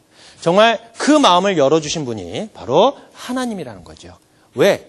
이미 그 성전을 건축하고 완공될 날이 하나님께서 정하신 70년이 거의 다 가까이 왔기 때문에 그래요. 마지막 때도 마찬가지입니다. 하나님께서 예루살렘과 사마리아와 땅끝까지 내 증인이 되리라 라고 했습니다. 마지막 때가 되면 될수록 하나님의 복음이 더욱 힘있게 전파되는 것이 바로 그때가 이미 찼다는 것을 우리에게 명한 것처럼 우리의 마음을 동하게 해주고 또 주님의 복음을 위해 헌신하며 살아갈 수 있도록 마음을 또한 하나님께서 동해 주시고 감동해 주신다는 것을 우리는 알 수 있어요. 그 중에서도 바울 사도가 전도하는 가운데 그 빌립보에 누구의 마음을 열어주셨다 그랬습니까? 루디아의 마음을 열어서 바울이 말한 그 말씀을 청종하게 하고 구원을 받게 해주셨다는 거죠. 그리고 하나님께서 이스라엘 백성들에게도 그 마음을 열어주셨다는 겁니다. 자, 그래서 그들은 그 건축을 시작하게 됐어요. 근데 그 건축이 너무나도 초라했다는 것을 우리에게 또한 기록해주고 있어요. 학개서 2장입니다. 2장 1절부터 2장 1절부터 9절까지 같이 읽도록 하겠습니다. 7월 곧 그달 21일에 여호와의 말씀이 선지자 학개에게 임하니라. 가라사대 너는 스알디엘의 아들 유다 총독 스룹바벨과 여호사닥의 아들 대제사장 여호수아의 남은 백성에게 고하여 이르라. 너희 중에 남아있는 자 곧 이전 영광을 본 자가 누구냐? 이제 이것이 너에게 어떻게 보이느냐? 이것이 너희 눈에 보잘것이 없이 아니하냐? 그러나 나 여호와가 이르노라. 스룹바벨아 스스로 굳세게 할지어다. 여호사닥의 아들 대제사장 여호수아야 스스로 굳세게 할지어다. 나 여호와의 말이니라. 이 땅 스스로 굳세게 하여 내가 너희와 함께 하노라. 만군의 여호와의 말이니라. 너희가 애굽에서 나올 때에 내가 너희와 언약한 말과 나의 신이 오히려 너희 중에 머물러 있나니 너희는 두려워하지 말지어다. 나 만군의 여호와가 말하노라. 조금 있으면 내가 하늘과 땅과 바다의 육지를 진동시킬 것이요 또한 만국을 진동시킬 것이며 만국의 보배가 이르리니 내가 영광으로 이전에 충만케 하리라. 만군의 여호와의 말이니라. 은도 내 것이요 금도 내 것이니라. 만군의 여호와의 말이니라. 이전에 나중 영광이 이전 영광보다 크리라. 만군의 여호와의 말이니라. 내가 이곳에 평강을 주리라. 만군의 여호와의 말이니라. 예. 자, 여기에서 하나님께서는 계속해서 만국의 여호와께서 말하노라 라고 하고 있습니다. 만국의 여호와의 말이니라. 만국의 여호와의 말이니라. 계속해서 강조하고 있죠. 결론은 뭐냐? 하나님께서 그들을 도와주시고 우주 만물을 창조하셔 주권자가 그들과 함께 있기 때문에 너희는 그 일을 하는데 겁내지 말고 그대로 하라 라고 하고 있습니다. 자, 우리가 비록 이스라엘 백성들이 그 성전을 보고 정말 과거의 솔로몬의 성전에 비해서 너무나도 초라하고 정말 슬퍼하는 그러한 광경이었지만 하나님께서는 그 외모를 보지 말고 하나님께서 너희와 함께하고 너희를 도와주는 것에 대해서 기뻐하라고 했습니다. 사실 우리에게도 마찬가지죠. 정말 임마누엘의 하나님, 어디 먼데 계신 것이 아니라 우리 안에 계시고 우리와 함께 하시는 주님께서 우리를 도와주시고 하시기 때문에 우리에게 주님의 그 일을 하는 가운데 겁내지 말아라 라고 이 이스라엘 백성들에게 격려하고 독려하는 말입니다. 구약의 이삭도 마찬가지고 야곱도 마찬가지였죠. 그들은 겁에 질렸을 때 그들이 힘내서 다시 일어나서 나아갈 수 있었던 것은 뭐였습니까? 하나님이 그와 함께 하신다는 약속을 그들이 들었을 때 그들은 그 두려움을 떨쳐버리고 앞으로 나아간 것을 우리는 볼 수가 있어요. 창세기 28장입니다.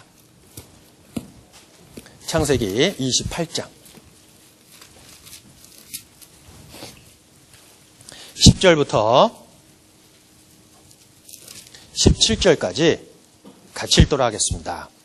야곱이 브엘세바에서 떠나 하란으로 향하여 가더니 한 곳에 이르러는 해가 진지라 거기서 유숙하려고 그곳 한 돌을 취하여 베게 하고 거기 누워 자더니 꿈에 본즉 사닥다리가 땅 위에 섰는데 그 꼭대기가 하늘에 닿았고 또 본즉 하나님의 사자가 그 위에 오르락 내리락 하고 또 본즉 여호와께서 그 위에 서서 가라사대 나는 여호와니 너희 조부 아브라함의 하나님이요 이삭의 하나님이라. 너 누운 땅을 내가 너와 네 자손에게 주리니 네 자손이 땅에 티끌같이 되어서 동서남북에 편만할지며 땅의 모든 족속이 너와 네 자손을 인하여 복을 얻으리라. 내가 너와 함께 있어 내가 어디로 가든지 너를 지키며 너를 이끌어 이 땅으로 돌아오게 할지라. 내가 내게 허락한 것을 다 이루기까지 너를 떠나지 아니하리라 하신지라. 야곱이 잠이 깨어 가로되 여호와께서 과연 여기 계시거늘 내가 알지 못하였도다. 예. 자, 야곱이 겁에 질려 광야에서 누워 잠자고 있었을 때 그는 꿈에 사닥다리가 하늘에서 내려와 천사들이 오르락 내리락 하고 그의 음성을 들린 것이 내가 너와 함께 할 것이다 라고 들었을 때 그는 용기를 내고 하란으로 다시 가게 된 것처럼 우리는 하나님의 일을 가하는 가운데 많은 어려움이 있을 것입니다. 그러나 하나님께서 이스라엘 백성들에게 또 우리에게 약속하신 것이 뭐였습니까? 만군의 여호와가 너와 함께 하실 것이다 라는 그 약속을 믿고 우리는 나아가면 됩니다. 스룹바벨과 학개가 그 이스라엘 백성들을 대동하고 그 성전을 건축했을 때 많은 어려움이 있었지만 하나님께서는 약속해 주셨어요. 그들과 함께 해주신다고. 스가랴서 4장입니다. 스가랴서 4장.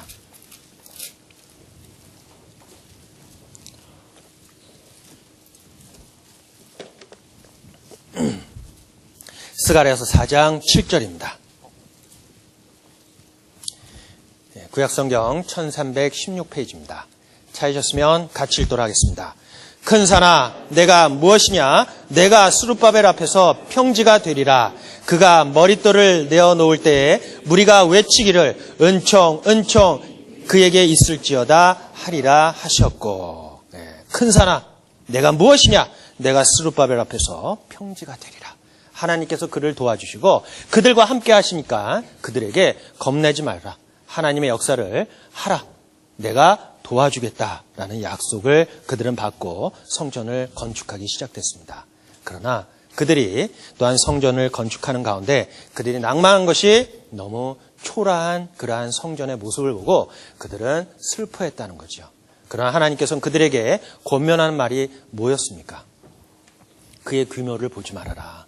비록 그 솔로몬의 성전보다는 볼품없지만 그러나 내가 너희와 함께 하실 것이다.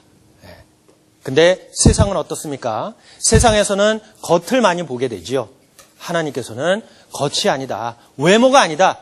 과연 누가 그 안에 있냐? 누가 너희와 함께 했느냐라는 것이 중요하다라고 말하고 있습니다. 세상은 외모를 보지만 하나님께서는 뭘 보신다 그랬지요? 마음을 보신다 그랬습니다. 마찬가지입니다. 우리와 함께 하신 주님, 정말 그분이 능력이 있기 때문에 우리가 그 능력을 받고 하나님의 일을 할 수 있다는 거죠. 내게 능력 주시는 자 안에서 내가 모든 것을 할 수 있냐. 나와 함께 하시는 분이 누구냐. 그게 문제라는 거죠. 그래서 하나님께서는 뭘 말씀해 주시고 있어요. 정말 그 보배가 나중에 너에게 임할 것이다. 예수 그리스도가 너에게 임할 것이다. 라는 것을 그들에게 약속으로 주셨어요. 고린도후서 4장입니다. 고린도후서 4장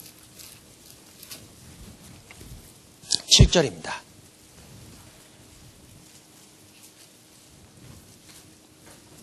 고린도후서 4장 7절. 찾으셨으면 같이 읽도록 하겠습니다. 우리가 이 보배를 질그릇에 가졌으니 이는 능력이 심히 큰 것이 하나님께 있고 우리에게 있지 아니함을 알게 하려 함이라. 자, 우리는 하나의 질그릇에 불과합니다. 능력 주시는 자, 그가 그 보배를 질그릇에 가졌다. 그렇기 때문에 그 능력이 심히 큰 것이 하나님께 있고 우리에게 있지 않다. 임마누엘의 하나님, 우리와 함께 하신 하나님, 그가 우리를 도와주신다고 했기 때문에 우리는 겁낼 것이 없다는 겁니다. 그리고 성전의 외모를 보지 말고 그 안에 과연 누가 와 계시냐, 누가 너희와 함께 계시냐라는 것을 그 이스라엘 백성들에게 권면하는 그러한 말씀이기도 합니다. 자, 이스라엘 그들이 성전 건축하는 그러한 모습을 잠깐 보도록 하겠습니다. 자, 그들이 포로 생활에서 돌아와 솔로몬 성전이 파괴된 지 50년 후 그곳에 제단을 재건하고 다시금 날마다 하나님을 경배하기 시작한다.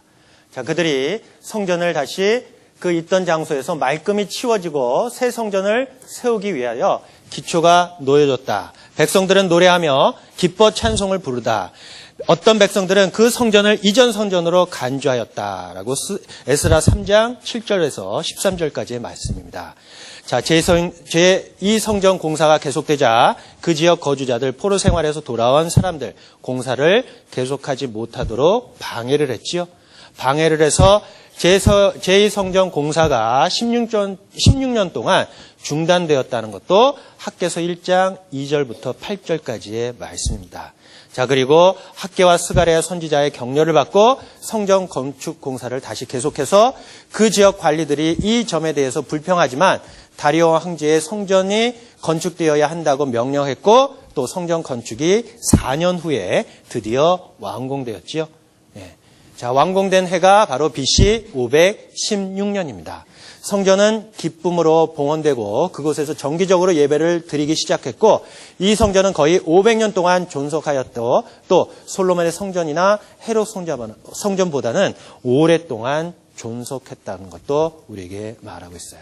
비록 성전은 어떻게 됐다고요? 초라했죠. 그러나 존속은 가장 오랫동안 유지됐다는 거예요. 자, 헤롯 성전은 이 스룹바벨 성전은 보수했죠. 더 보수해가지고 헤롯 성전을 했습니다. 근데 그 중에서도 스룹바벨 성전이 바로 제일 볼품 없었지만 그러나 이스라엘 백성 가운데서도 그래도 가장 오랫동안 존속했다고 말하고 있는 것은 하나님께서는 그 규모를 보지 말고 정말 그 안에 하나님이 계시고 하나님이 함께 하시는 것을 그들에게 더 중요하다는 것을 말해주고 있습니다. 우리에게도 마찬가지입니다. 하나님께서는 외모로 사람을 판단하지 말라고 명하고 있어요. 근데 우리는 어떻습니까? 우리는 어때요? 되게 외모를 많이 중요시하지요. 그렇죠? 야고보서 2장입니다. 야고보서 2장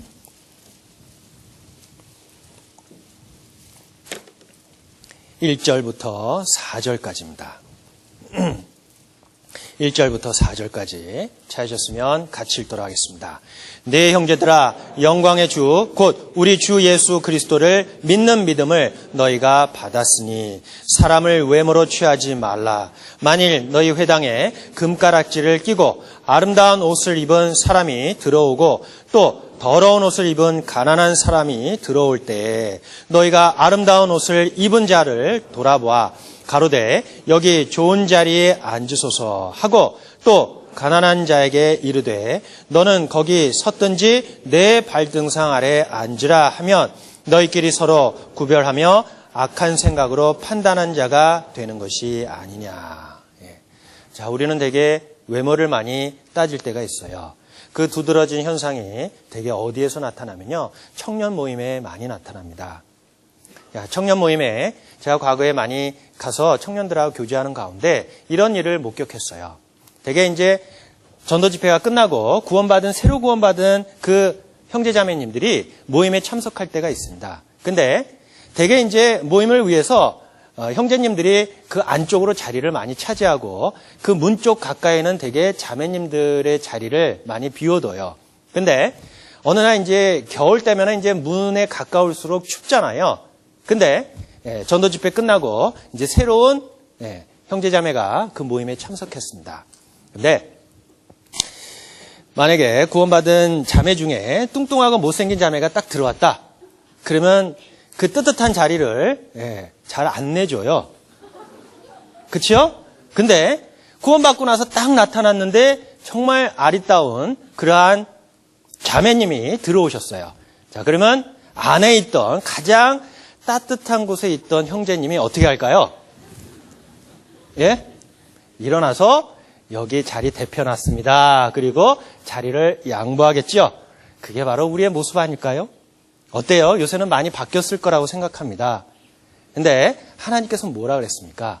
외모를 보지 말아라. 못생겨도 괜찮다. 그 마음에 하나님이 얼마나 그 마음에 있는지를 그걸 봐라. 그의 믿음을 보고 그의 하나님을 의뢰하는 마음을 봐라. 하나님은 외모를 주장하지 않습니다. 사무엘은 정말 외모가 준수했다 그랬죠? 근데 그는 하나님 앞에 버림을 받았어요. 그래서 때로는 사실 못생긴 것이 사실 득이 될 때가 많습니다. 왜? 다른 생각을 안 하게 되거든요. 근데 사실 하나님께서 뭐라 그랬냐? 너무 외모에, 너무 그 겉모습에 너무 마음이 뺏기지 말아라. 그 안에 누가 있냐? 너의 마음속에 누구로서 꽉 차 있냐? 그것이 중요하다. 외모는 언젠가는 세월이 지나면은 어떻게 돼버립니까? 변하죠? 변합니다. 아무리 이쁘고 아무리 아흔있다워도 세월이 흐르면 아줌마가 되고 할머니가 돼요. 그 이쁜 피부도 나중에는 쪼글쪼글하게 된다는 거죠. 하나님께서 원하시는 것은 너무 겉모습, 외모에 너무 마음이 뺏기지 말아라.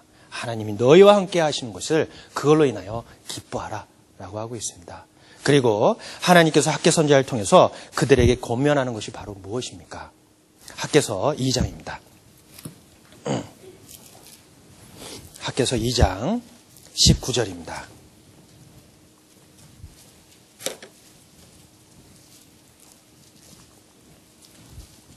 학개서 2장 19절 찾으셨으면 같이 읽도록 하겠습니다. 곡식 종자가 오히려 창고에 있느냐? 포도나무, 무화과나무, 석류나무, 감람나무에 열매가 맺지 못하였느니라.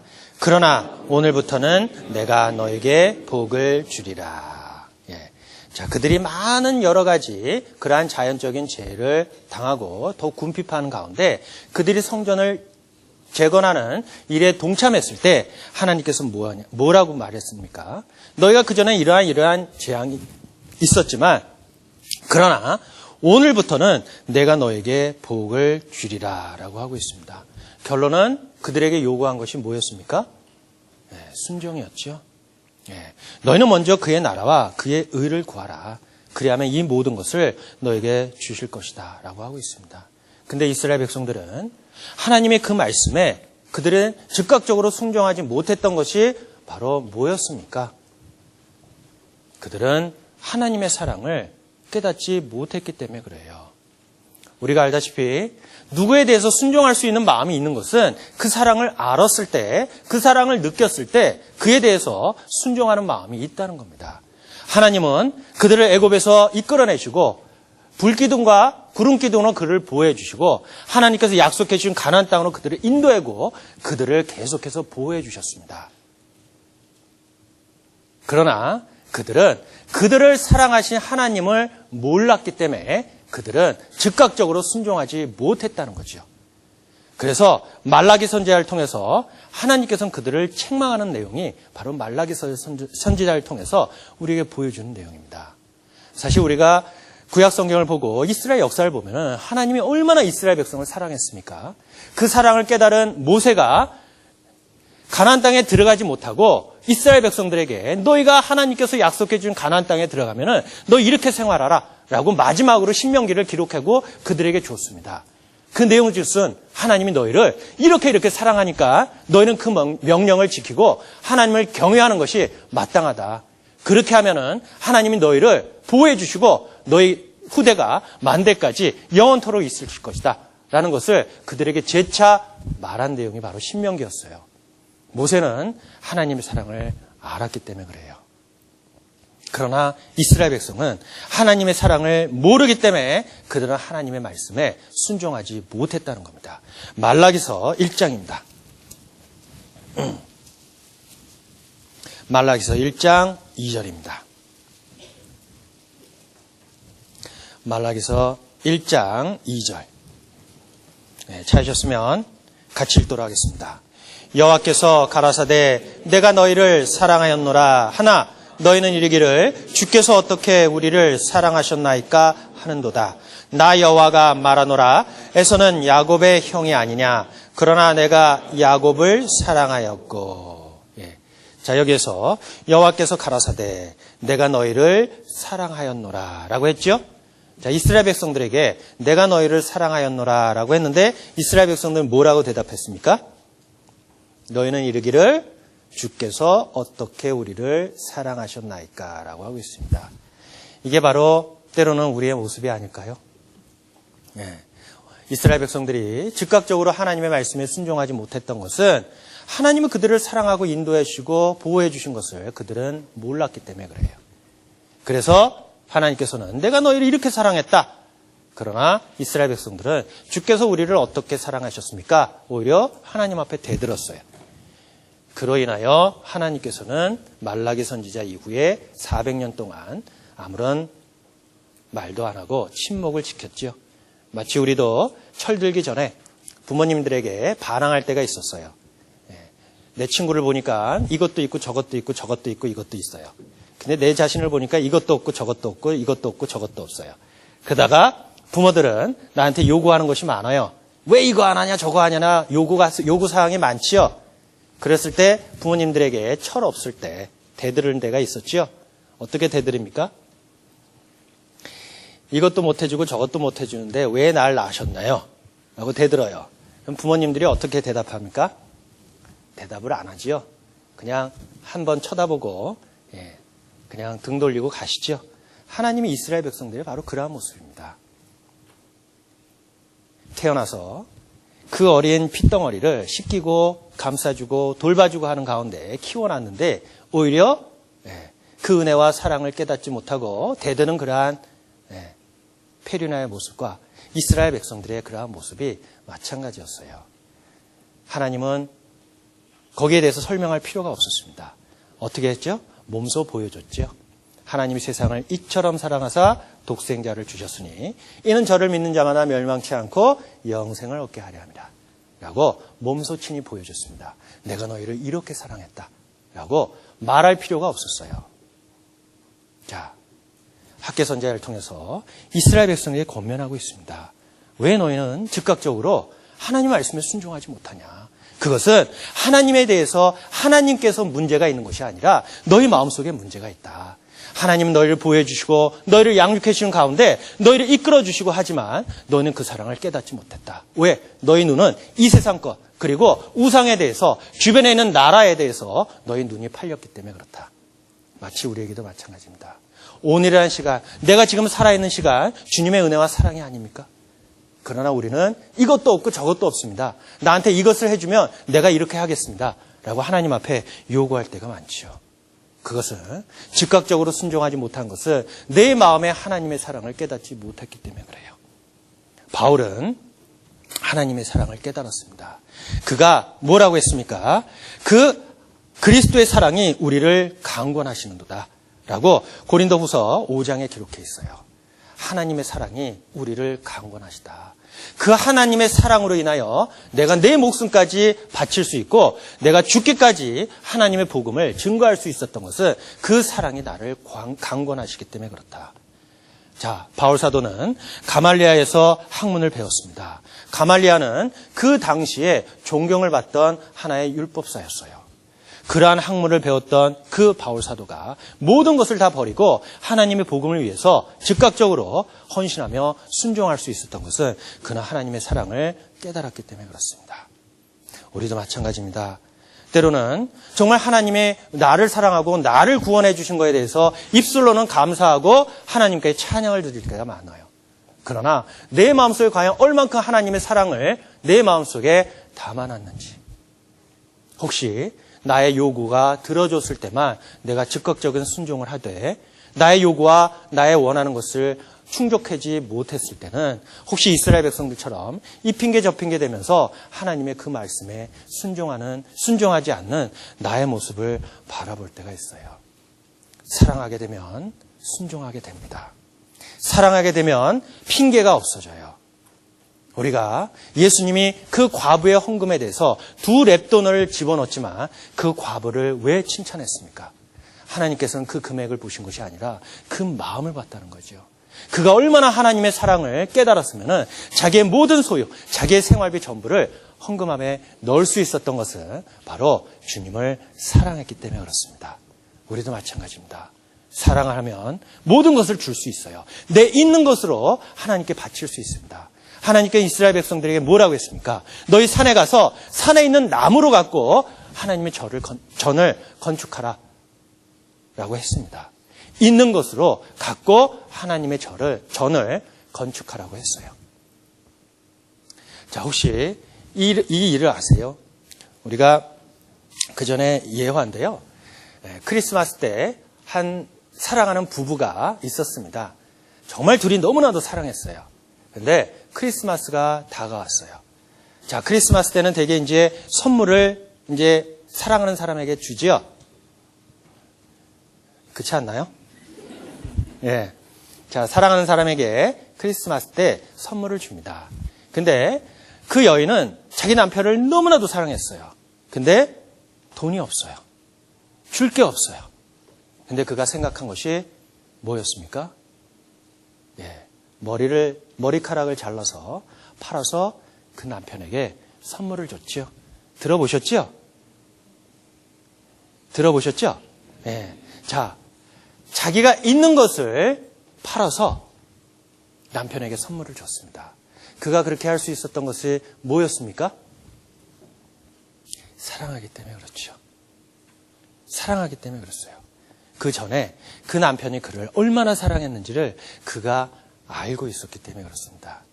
그렇기 때문에 그가 있는 것으로 아무것도 없지만 그러나 자기가 있는 것으로 선물을 주기를 원했던 것처럼 하나님께서도 그 사랑을 먼저 우리에게 베풀어 주시고 우리로 하여금 하나님께 순종하고 또 하나님께 바치라고 합니다.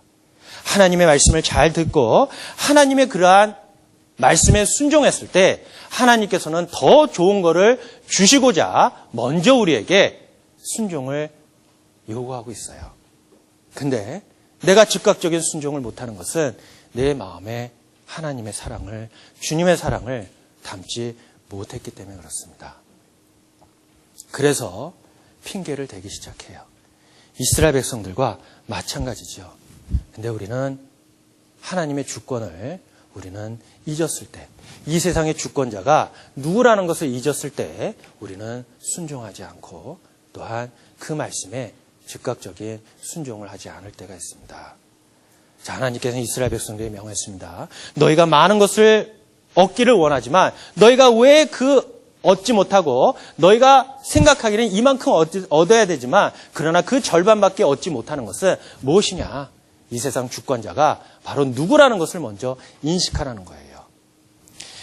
마태복음 10장입니다. 마태복음 10장.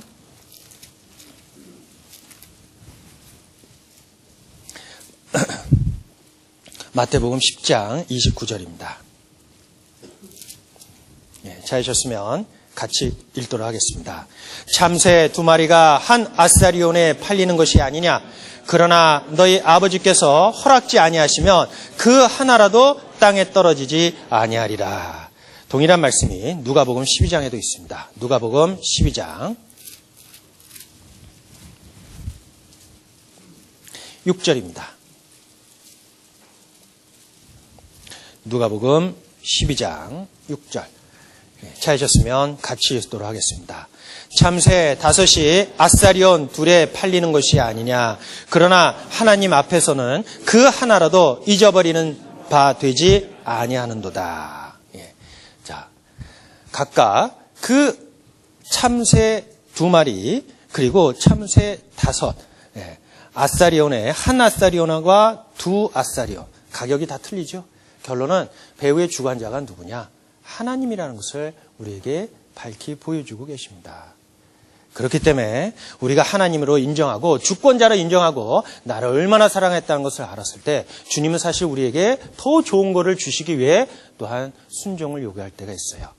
그래서 주라. 그리하면 주실 것이요. 먼저 해봐라. 그리하면 너에게 이런 것을 주겠다라고 하고 있습니다. 말라기 3장입니다. 말라기서 3장 10절입니다.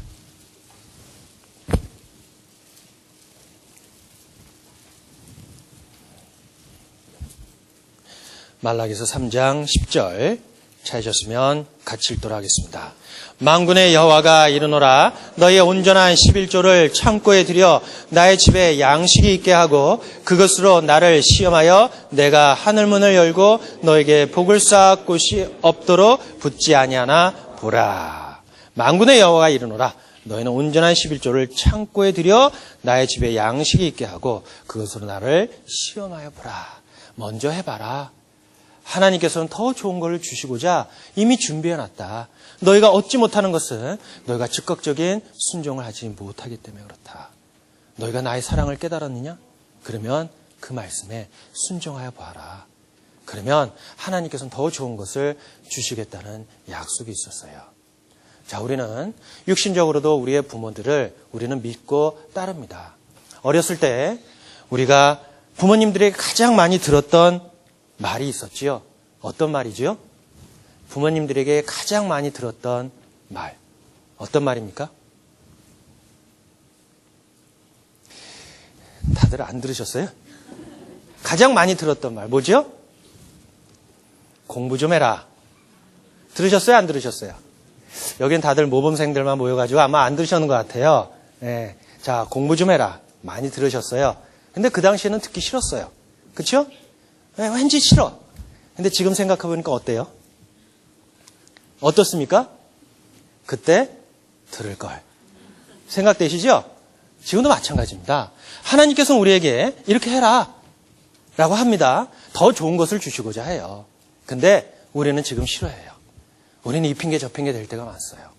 그러나 나중에 주님 나라에 들어갈 때 우리는 또한 지금처럼 후회하는 모습으로 하나님 앞에 쓰지 않을까요? 내가 상급이 이렇게 큰 것 줄 알았으면 하나님께서 우리에게 예비하신 그 상급이 영광이 이렇게 크다는 것을 알았으면 내가 그때 그렇게 할 걸. 하나님 우리 생애에서도 정말 잘 듣고 그대로 따르면은 후회하지 않는 삶을 살 수 있는 것을 경험 삼아 주신 것은 우리가 구원받고 이 세상에 살아가는 가운데 주님을 위해 헌신하고 그 말씀에 즉각적인 순종했을 때 하나님께는 더 큰 것을 우리에게 예비해 주고 준비해 주신다는 것을 우리에게 알게끔 해주시기 위해서입니다. 그러나 순종의 처음 조건은 바로 뭘까요? 바로 사랑하는 마음에서 시작된다는 거죠. 부모님에게 효도하는 것도 그 부모님의 사랑을 깨달은 사람들이 비로소 부모님에게 효도를 합니다. 그래서 옛날 가요에 이런 말이 있죠. 가요의 제목 중에 이런 제목이 있었어요. 불효자는 웁니다. 근데 이상하게 효자는 웁니다라는 제목이 없죠. 그렇죠? 네, 왜 불효자가 울까요? 후회돼서 그렇죠. 내가 이럴 줄 알았으면, 내가 마음이 이렇게 고통받고 이렇게 슬플 줄 알았으면 살아계실 때 잘할 걸. 우리에게도 내가 지금 하나님의 일을, 하나님의 영광과 하나님의 나라를 위해 내가 헌신하며 내가 일을 할 수 있었을 때 내가 할 걸. 라고 그 마지막에 주님 앞에 섰을 때 후회하지 않아야 될 거라고 생각합니다. 하나님 먼저 우리를 사랑하시고 우리에게 또한 더 좋은 것을 주시고자 순종을 요구할 때가 있어요. 그러나 우리는 그러지 못하고 있을 때가 많습니다. 자, 하나님께서는 우리에게 말하고 있습니다. 나를 사랑하는 자는 내 계명을 지킬 수 있다. 요한복음 14장입니다.